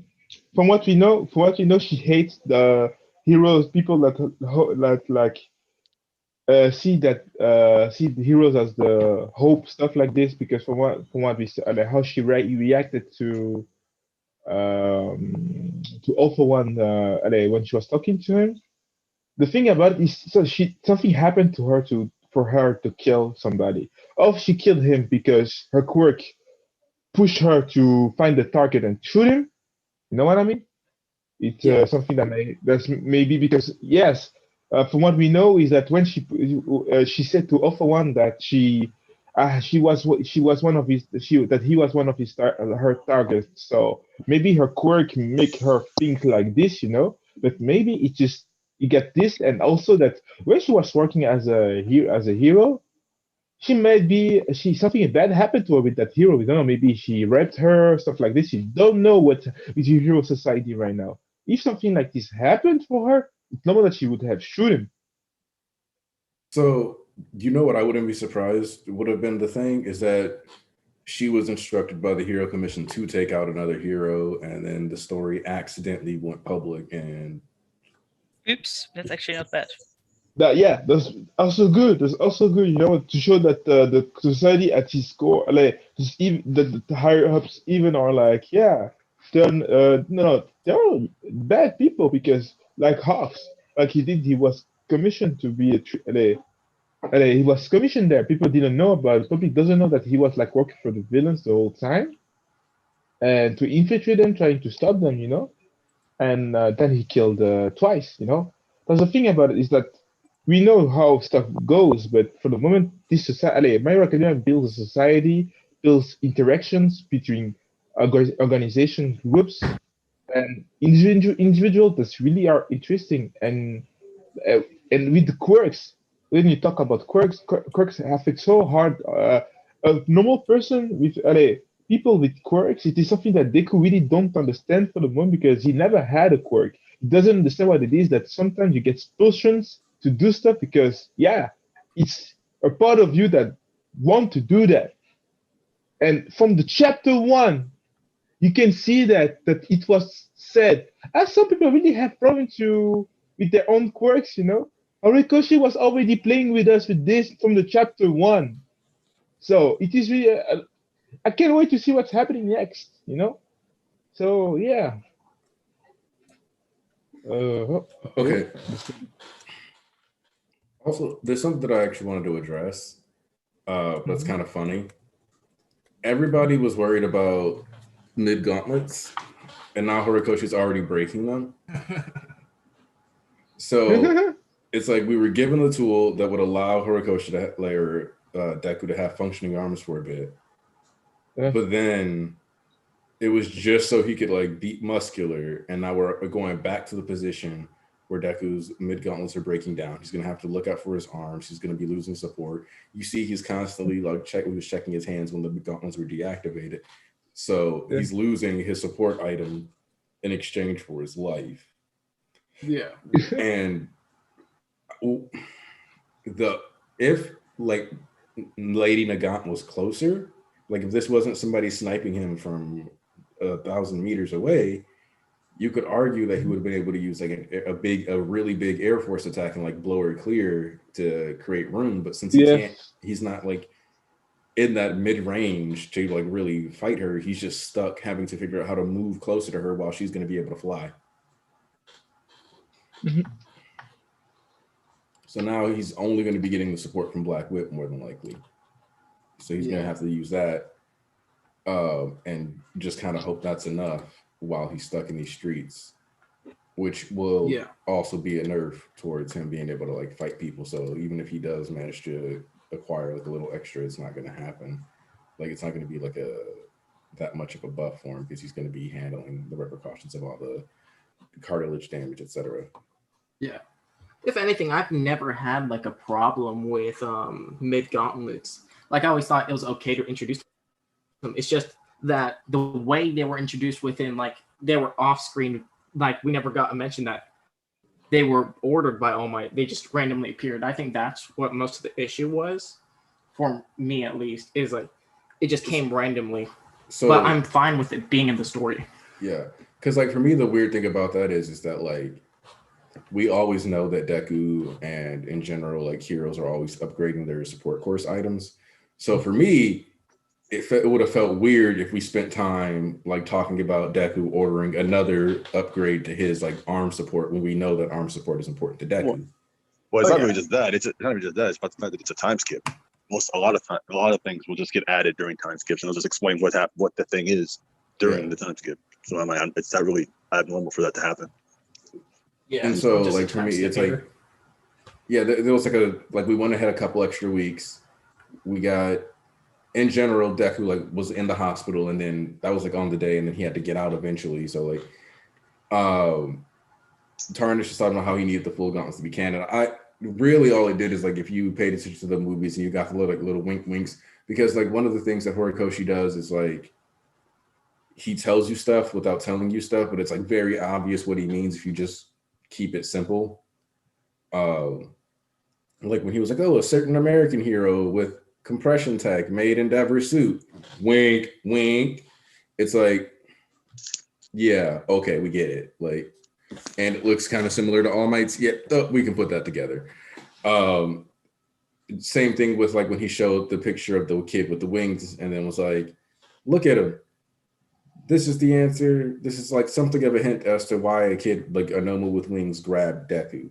Like he gives you these like, it's like when I was like the Nomus are babies, that like John Chan and Mocha are babies, based Nomu, and it's like, are they? And it's like, yeah, because like he makes it a point to show you that like the Nomu, when you get made into one, you still kind of scale for the most part relative to your body size. So which just means like some of those bigger ones were people who had bigger quirks. And then you think about the fact that the one who does the teleportation, like if you get the teleportation goo, you end up burping. So like him holding him while he's got all that spittle coming up is just like a play on burping a baby. Oh yeah, 100%. So it's just, so for me, it's like all this stuff is like, if you just think about it a little bit, but keep it simple, you get a bunch of like little extra details. That's I don't know. You mentioned the wing Nomu again, like the childhood friend. At this point, I'm not sure if we're ever going to see like Bakugo or anyone knowing it was their childhood friend. What do y'all think? I don't think, yeah, like he's dead. Like it just doesn't matter. It's kind of like where it's at. Like they don't, like he wasn't an important friend. He was just a friend. Yeah. I don't know. It's just weird to make it like a random childhood friend and then just never do anything with it. I agree. It's a bit even if it's not an important friend, you'd expect at least some reaction. I mean, you only know about it because of the volume extra, though. So it's not really. It wasn't really to be important to begin with. Nod. So no, like to me, the whole thing is that those kids weren't even with them by the time they were in middle school. So it's more like the idea is that you realize how close and how close to danger Deku and Bakugo actually were as children. And, no, sure. I mean, I realize the thing is, the way it is now, it's more so. It's for one, it shows us that the danger was there, and it also is a bit of an Easter egg. But it's still like, if a friend of mine, even if it's just a friend that I knew 10 years ago and have never done anything with since then, suddenly died and was mutated into I at least want to know or give some reaction. I don't know. It's something which Deku is somebody who feels with total strangers. So I'd expect him to empathy. At least, to feel empathy for total strangers. And I would expect him to at least feel sorry for it. I think this is a moment that it's weird because we can't waste too much time on a character that's important ultimately. But it's also, it would be weird not to at least mention it at some point. You're saying that because it technically is a viable autopsy discussion, I think so this is one of those things that I would say that the main reason why Deku doesn't get to know about that is because of this is like that realism effect within the story. And so Deku wasn't a certified, like hero at the time that happened. So in turn, they like the Hero Commission would have had zero reason, or like any police officers or anything like that, to be like, "Hey, teenage boy, we noticed that the genetic information on this Nomu is reminiscent of a kid you went to school with." So like, it would take something really contrived to justify Deku and Bakugo getting access to, effectively investigation information while not even having licenses. So it's like, in the real world, even if somebody like personally just vanishes one day, you might never, ever, ever find out, even if the police do. And this is especially the case in Japan, because like they have pretty decent like privacy laws where like people's spouses will leave and like just like leave them the divorce note, and you won't be able to find them because so little information is available for public record, that like even like your parent, like if your parents just left, they could be dead, they could be alive, you literally wouldn't know. And even if they were dead, you wouldn't know either, because you wouldn't be able to find it. So that's just kind of like how much personal information is kind of like tucked away. Yeah. And as from a Japanese standpoint, that'd be a very unrealistic plot point. Yeah. And with everything they have going on. Which I think that just kind of highlights how where you live can really impact how you see certain things within stories. Like where No, I mean, I think it's realistic that he doesn't learn about it. It's just something where because of storytelling purpose, I would assume that when you bring up a former friend, even if it's a long time ago, of the main character that was transformed into a Nomu, that this would at least come back at some point. It's just something I would expect. Well, really, it just works as setup for, if you think about it, like that was like the early warning sign that maybe that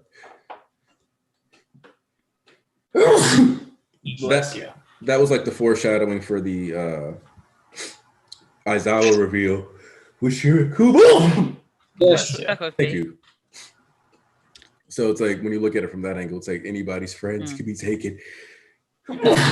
Whether it's while they're children or while they're an adult, or you can find out anyone's friends were taken too. So, and the Dr. Stone time skip actually was pretty good. Yes, I'll agree with that. Tarnish. Oh, never mind. Tarnish talking about my allergies is mid. Also, Sun did a good job with that coloring. Yeah, he did a great job. As usual. It's in the house. Okay. Yeah, stay dropping that gas pack.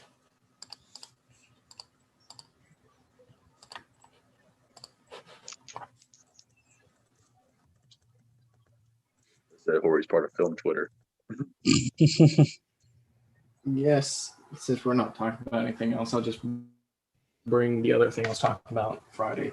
What do y'all think about All For One setting himself up to die? Because I think if he is setting himself up to die, it kind of makes more sense with why he's pissing Shigaraki off in the Vestige World. Oh yeah, I don't think like All For One is like trying to live at this point, because like I mentioned in my reviews, I was like, it's not like this is a copy of his mind. It's not actually his mind, and we have zero reasonings like to justify that being the case. You know what I mean? Like the All Might consciousness that's like stored within like the One For All vestige doesn't even properly interact, because for me, I don't know how I can really justify like All For One not dying, because it like when he said, because All For One because he's so arrogant that I don't feel like he really goes out of his way to lie to All Might. Because he basically told All Might, like, when All Might was like, you'll stay locked up, he was like, you keep thinking that. He didn't even try to be like, yeah, maybe I'll be stuck here. He was like, nah, okay, if you believe that. He's always been like, yep, this is what's going to happen. So, like, when he was like, yeah, you got to, like, pass on what you got because nobody lives forever. I don't know. That's the thing. I'm tired of that plot line, because I'm tired of everybody thinking, oh, it doesn't make sense. Wow, what All For One is doing and saying, bro, All For One, the person has done nothing to contradict himself. Oh, wasn't until the vestige. Maybe y'all need to reread the series or something. there has never been a contradiction in All for One until the Vestiges popped up and just got a little bit too greedy because Shigaraki failed against Deku and All for One and Endeavor. It's as simple as that. The nigga already said that shit. Then Spinner, and like, yeah, y'all know meta commentary is within the series. Horikoshi is literally aware of everything y'all keep saying. When certain someone be like, the villains, Shigaraki didn't destroy anything you haven't done. Guess what Spinner said? You didn't destroy shit yet. Like the I mean, characters it's not the meta characters commentary, really. but the character, well, okay, whatever it is, the characters in the story keep making comments about the same shit people outside the story keep saying. It's Yep. like I he's want to say, completely cognizant and aware every time he writes and stuff. The characters keep making it. Like somebody was complaining, like Dobby's not Endeavor, those are not his flames. Then Deku says, "You're not Endeavor, not flames." Guess what Dobby says? Well, no shit, nigga. It's not that's not the point I'm trying to make. Or literally with All for One being like, "I nigga," it's like, oh no. Then All for One, the Shigaraki is like, no, listen, just not. It's not what you think. It's just like we're almost there. I had to help you out, but join your powers of mind. We can do this. It's like the characters keep making like talking about the stuff people keep talking about, but like sometimes it's like I'm trying to explain it because it's really irritating me. There's All for One plot line. He has never once contradicted himself until the Vesta showed up. Ever. You can't pull a panel up showing indicating that he might have wanted Shigaraki's body. You can't. yeah. The thing is, it's not just that Horikoshi is aware of it. I think he purposefully placed that suspicion there because, I mean, even the heroes believe it. It's part of the story. It is in the canon that this is just something people believe. Yep. That's the point I'm trying to make. He knows the entire thing. It's not a like, oh, just a coincidence. He keeps making it known that once again, people don't have all the information we have. Just like how people's like, oh, how did Dobby was Toya was obvious. He should have been revealed it. They've only met one time, and so they didn't know a time to reveal it. It was only when it was relevant to the plot, like when it would have made sense. They don't know all the context of Dobby that we have. They don't see all the scenes. They seen the nigga one time and know his case files. That's it. They didn't know that burns his body. They didn't know Toya was like doing this, that, and the other. Like they didn't have to see that Toya could turn his fire blue because Endeavor didn't go up to the mountain at the time. Like once again, like we have the context, they don't. And people, but that the irritates me about people IRL is like y'all have all the context, y'all still somehow can't seem to comprehend it. Just what it be like sometimes, man. Yeah. Can't I think- expect- And people keep talking about, oh, well, the Vestiges still gonna be there, and it could no.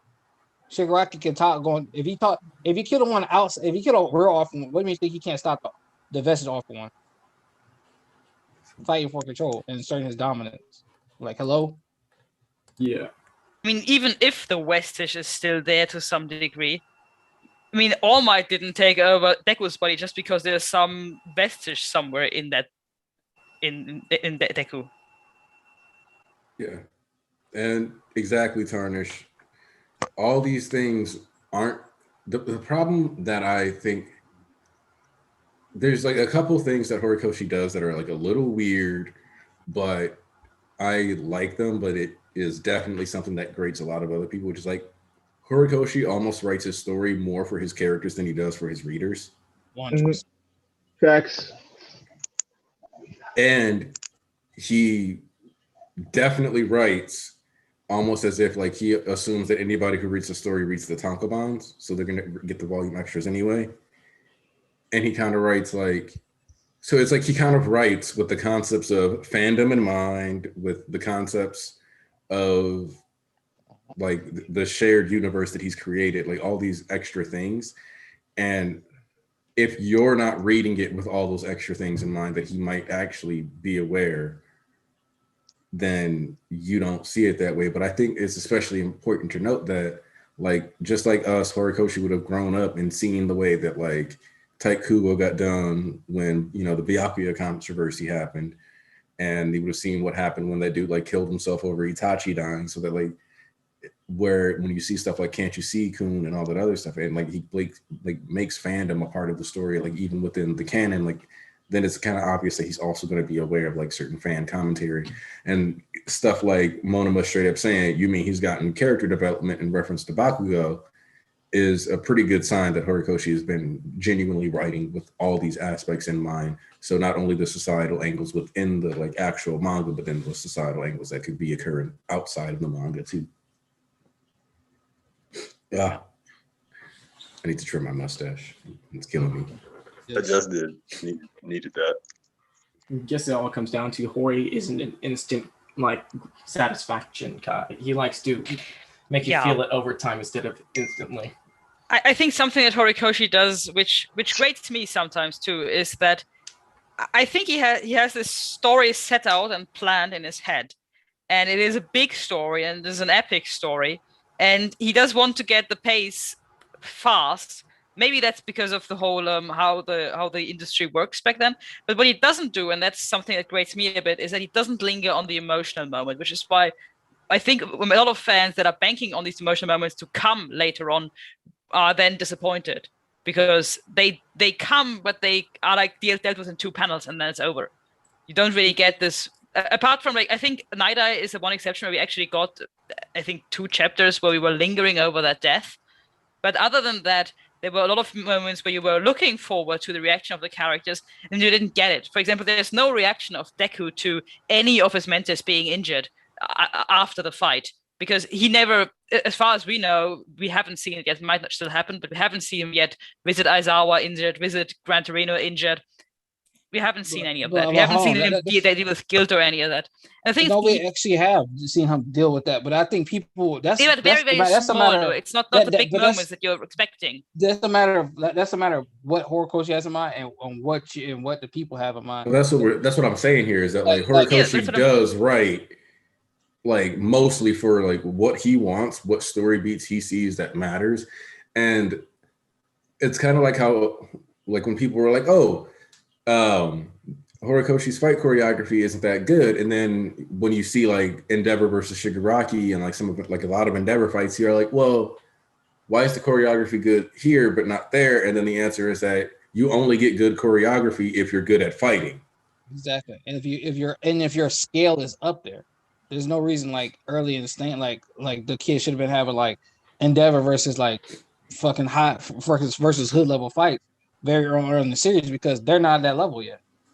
Nowhere near. And but it's not just that. I think sometimes that's really maybe a bit of a weakness of him, is that sometimes he is at the end of the arc, he's like, let's move on instead of lingering on this moment. I think between the last arc and this arc, he could have put 2 chapters in, or at least 1 chapter in, of just Deku adjusting to things. All these characters that were crippled, to see them adjust to this, and we never see any of that. And it's something where it's like, yeah, you get what's happening, so move on. And this emotional moment where I think many readers, and that's something what you said, that he's not writing for the readers but mostly for the characters, many readers are waiting for these emotional moments to wait, and they are there, but we never see them because Horikoshi just moves on. No, because I also think though, hold on. I also think though that them like rushing past these emotional moments and like everybody like rushing and like trying so hard to just like put this work above all their feelings is going to end up coming into play in the plot.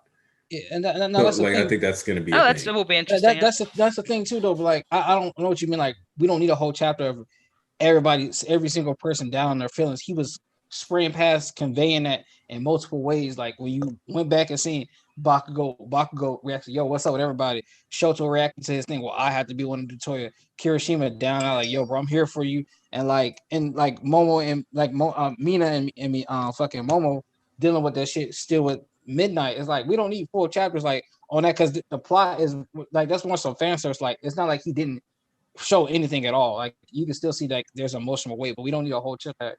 Everybody crying over Midnight or this, that, and other. Like he showcased everybody was still ready to fight. We don't need a whole chapter dedicated to Aizawa and Miracle and them and that and the other dealing with like, all right, I'm injured, but I still gonna keep fighting. If he already said with the narration, like, you know, if heroes will put to sleep, is like, but there's people still kept fighting onwards, and he showed a panel of them. It's like you can show that in case when they're there, but we don't need a whole chapter focused on like, oh, I lost my arm, how am I going to do with this or this, that, no, but I definitely understand that if you're a reader, if you read the story and you go into the arc and you expect massive consequence, and we have massive consequence, but you're looking more of a personal consequence. You don't get anybody dying, which I didn't expect, but a lot of people expect people to die. And then you get a bunch of people crippled, which is at least something where you have, this is a repercussion that's very personal, but then you don't see any of that. Then I think that is something where I understand the disappointment if we don't show any of it. Yeah, but like we haven't gotten there yet. Like they showcase those people are still going to come back.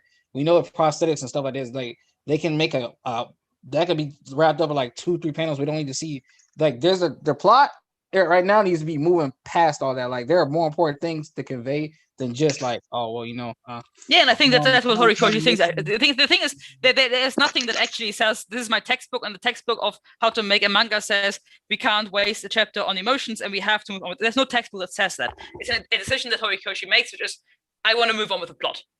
So it's not necessarily better or worse than to real linger on the quick, emotion. because of like how Horikoshi tends to write, my expectation is that the reason why if we don't sit around and do a lot of like chapters or like a hard chapter about it, it's because those psychological states are going to come up again later. So yeah, it's like that. Yeah, like how with Hawks, it's like when he was getting his ass whooped by Dabi, like we didn't have a bunch of dialogue about that, and like we didn't get the like when Dabi goes black speech bubble, a lot of people would think like, oh, so now you can go like, arguably he did say Toyo Todoroki. He just expected him to die, so it didn't matter. But the reason why it was kept is because if you see it as like 100% for sure he told him the right name, you're like, well, then you get the Hawks flashback. You could feel like, well, shouldn't he have been thinking about this while he was getting his ass beat? Like, wouldn't that have been the perfect time to inject these emotional moments? Because that's how some people feel like the story needs to be. But instead, we black speech bubble it so that we don't get the reveal. Because like also, when we're going to get the dance and the story reveal, it made more sense for Toya to do it and for us to get the backstory in front of Endeavor than it would have did around Hawks. But Dabi's confidence, that part of his personality needed to be displayed. And like how when he like thinks he's winning, he gets ahead of himself. And to a certain degree, if you remember when they were on top of Makia traveling, Compress has to be like, hey, don't underestimate the heroes. And then you think back to like at the end of the arc where he's walking away and he's like, it looks like I still need to do more, because he was pretty confident that he was going to be able to bring the end right there. But he destroyed and crippled like Hero Society as far as the function goes. Like Hero Society is dead. This is just like a couple of niggas trying to help out with government licenses. Now, but like what he wanted really wasn't a focus on society, but like on the wiping out of heroes. It's interesting because he ended up tackling the social issue and found out that he wanted even more than that. So exactly, and agree with you, Andrew. They would have called it quite boring. And then agree with Tarnish. People wanted that. People sometimes people get too much fan service in their head, and they expect more than what Horikoshi set up, and then they want to blame him when they don't fall through. And it's like that whole Inko All Might thing. And Horikoshi, guess what? People wanted to focus on Inko and All Might, and then wanted to slap one of the whole chapter. Guess what? This is not about them. Horikoshi put Deku in the forefront. That was what it was more important. And you could have had that Inko and All Might thing. That probably would have detracted more so than like I could see what he was doing. That would have detracted more. The focus was for Deku to make that growth in his moment. Like I always said, Deku impresses me when he does the dialogue and the moments he has outside of the conflict. That's what truly impresses me. So when the parallel happened, he was comforting his mom, like, I'm here for you, you're not here for me. Like, don't worry, I'm coming back. That was to signify, okay, Deku is an entire thing. That like we didn't need a whole chapter like Inko and All Might talking just to get to that point when Deku should have been the main priority in the first place. It's like, and we going now. There's some characters you want to focus on dealing with the after effects, but Horikoshi's way more concerned with doing what people said didn't happen. There were no consequences. He's showing the society at large keep on going forward and more so and more so and more so. There's a reason Deku getting shot down in the middle of the city at night. There are no civilians around. There's no real people around. Like they are down. But like it's showcasing like we're building up the narrative. The entire world has been affected. That's at large. That's what's even more so important right now. Establishing a base and setting up that like, okay, the world is really, really, really, really fucked up right now, and it keeps getting worse and worse by the day. Yeah, I want to say that especially with that we will maybe get an emotional reaction out of all these cripplings. I can definitely see this, especially for Hawks, because he's now going along with Best Jeanist and Endeavor, who still both have their quirks, even though Best Jeanist, of course, injured, and we don't really know if Endeavor has any lasting damage. But Hawks definitely, I mean, he can't really fight anymore. And there's all this stuff where Lady Nagant is my top one priority, all the stuff he has to do, how he wants to take out Dabi. Always he's saying things like, I want to take out them, and I'm hunting them down. And he's going along with these big heroes, but he can't actually do anything. And I think we may see this frustration over time. That was a point I was going to make about All Might, because, Tarnish's theory about what if Torino is actually already dead or not, because whether he's dead like right now, like flatline already, he either is flatline or he's going to flatline. I ain't changing my mind on that. But we're not going to talk about that. My point is, I was thinking that All Might is it was signified this chapter how All Might is feeling completely helpless. Like all he's doing is just like, and then he's reminded of like Night Eye being able to do nothing to really help All Might, but giving him some advice that All Might most likely ignore it to go be off and be a workaholic. Like, nah, there's some people I got to save. I can save anybody. I'm going to save anybody. There's no time to rest. This, that, and the other. Like that's his mentality. So it's like, and you see that parallel once again. Damn, yo, Night Eye. I'm sorry, because and then like that shit happens. But it's like right now he's definitely gonna feel some frustration if he's taking hostage or some shit. Or whatever the case may be, or he's injured, then like niggas gotta worry about him. He gonna feel the most helpless he's ever felt in his entire life. And all Haas can do is be a fucking Oracle type character right now, because that bitch nigga still ain't got his wings. Rightfully so. You gotta let the hate out of your heart. Huh? No. You gotta let the hate that out of your heart. Shigaraki gimmick. Fuck that nigga. I can't wait until they pack that bird up. Big and small on my face, but when they pack that fucking bird up. Good lord. Oh god. Somebody said something once about like, Shigaraki or a lot. Now I think about it, I think we were overgassing the heroes dying at that point, but like when Shigaraki actually does take a ring, there won't be many heroes left after that.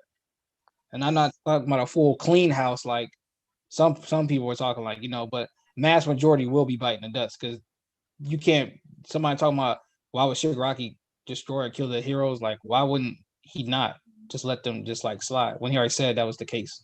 When he come complete and everybody's gonna try to stop him along with his army, like that nigga is going to steamroll anybody that steps in his pathway. There will be no stopping him. And I don't know what Demon Lord or what would be Shigaraki's motivation for letting some people just run away so they can come back later. Like I understand escaping, but just letting folks just slide by, that wouldn't make any type of sense. Shigaraki kind of has to go ahead and just the ultimate issue here is that as All for One, as Shigaraki get their own power and they accumulate strength, some people who just want to be safe are going to be willing to work under them just so that they don't die. So then you're going to actually have you're more likely going to have civilians and stuff slowly joining AFO so that they can have stability in exchange, like for their loyalty. And so in turn, you're going to have like these hero centers, you're going to have them like fighting against heroes. You're going to have heroes having to fight civilians ultimately, more than likely, just as time keeps progressing, because these civilians keep getting more and more aggressive, pulling out blasters, doing stuff like that, where let's say that like when Deku went to save the Fox Lady, they would have just kept shooting, then he would have had to put those like random civilians on the back. So it's just kind of like the balance of powers is shifting. There's going to be a decline in heroes, like from some of them just dying off of random encounters with stuff like muscular. You're going to have heroes who die because while they were sleeping in their beds after running away, that they still got, but because they haven't been like actually fighting, but just in hiding, they're rusty. You're going to have heroes switching sides. You're going to have a lot. Like, I think that's part of why we're getting the introduction of like Nagant 2, is to just know that there will be some heroes that are like abdicating even harder, which we already had, since especially when you think about, we already had that with the Meta Human Liberation Army. We already had some of those too. So it's like, yeah. Then you guys think about the lunatics coming out of Tartarus. That's top tier. The PLF advisors that, like Eaton said, don't think you dogs are dying an easy death. Like the only Cherokee, like the army they got. wow. Hey, Kaiser, step outside. I'm about to beat your ass. I don't give a fuck you from Australia. All right. So let's get around to the final thought section of the stream. Ponzu. Yo, can you hear me, guys? Yep. Yeah. Final thoughts. What I did. Final thoughts. Great chapter. Great chapter. We get some new development about what happened in Tartarus. We got the new aspect of the story is that hero going wrong, are they going rogue? I will say rogue about killing another hero. So it is something really that I forgot that it could be possible about that. It's really fun, nice to see that. So next to this, yeah, I can't wait to see next chapter. What is gonna do Horikoshi? What is gonna deliver? So see us till next chapter. Show some love. You know what to do. Mwah! Love you, y'all, people. Ciao. All right. Coyote, you still in here? Yeah. Give your final thoughts, my brother.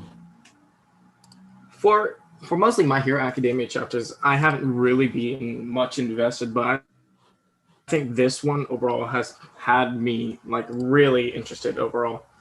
It's like caught my attention. I'm glad Overhaul is back and getting a plot line. I'm hoping he does something with Eri and Eri rejects him to show that she doesn't care about him or something.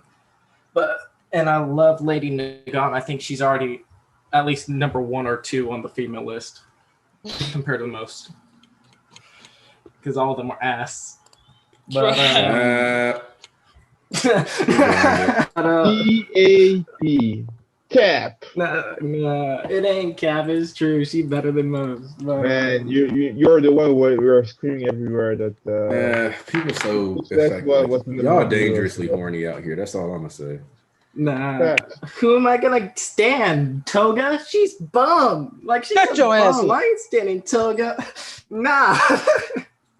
Wow. But yeah, this is 11 out of 10 chapter. Overhaul's great. Lady Nagant's great. Deku finally got put in his place yet again. And I stand every time he gets de-hyped. So overall, 11 out of 10 chapter. Thank you for Koshi. All right.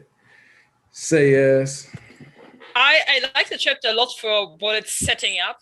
The chapter itself, I felt it was a great chapter. I enjoyed it, but I also just at the end I was a bit frustrated because not much happened in terms of actually stuff happening. But it just sets up stuff for the future, which I'm looking forward to. I'm looking forward to this fight, however long it's going to take, whether Dehu's going to run away or whether they're going to end up fighting, whether he's going to get captured or let himself get captured, whatever. I really look forward to learning more about Lady Nagant, because she seems to be a cool character. And Koyuta is right in the aspect that we don't have that many great female characters. So Many. not that many. We don't have any. Coyote can't read, guys. Let's not go Anyway. there. Let's not go there. Yeah, I just don't want they to go can't there. read. We need boobs. We need cute faces on my record. And also I just want to look what she's gonna do with Overhaul, because he's just sitting there, and for the moment I have no idea what he's doing there. Admiring her. That's his wife. Archbishop East. Yo, what it do, baby? Undefeated of the East. I don't know what they talking about back there about the female cast. Some people can't read, you know what I'm saying? But that's the here there. You already know what this shit was, man. God tier out of 10, obviously, because that nigga was packing in the action panel. Shout out to One It for giving Horikoshi the idea for the curved bullet. You know, it's so funny how he be taking stuff from movies he be seeing because he a movie head. That shit just absolutely beautiful. Yeah. I really interested to see what. Good. Yeah, I'm really interested to see what Nagant goes further with. Y'all need to stop overgassing Deku, by the way. Like, I really need y'all to like tone it down. Like, it's okay to praise Deku, but y'all really be like overgassing this man a little bit too much. Like ain't nobody else got some stock or credit. Like, just because he's the MC, he gotta win. Or like, oh, you can't see him losing. Like, they're actual good writers that can write tension and give their MC losses. Well, yeah, Horikoshi does that plenty of times. But anyway, obviously beautiful chapter. The art is God tier. It just keep progressing. I love this nighttime shit. We like a Spider-Man fucking comic or Batman shit, man. But you already know how it is. Horikoshi to go. Undefeated of the East, baby. What it do? And the female cast is phenomenal. Niggas just can't read it. All right, y'all. That's gonna be the end of the show this week. Y'all have a wonderful day. I'll drop in a chapter review later. Hopefully I can get a couple surprise projects out to you guys later this week. We'll see what happens with that. Not really much else to say. I hope you guys enjoyed it. I know Coyote Cap, but that's all right.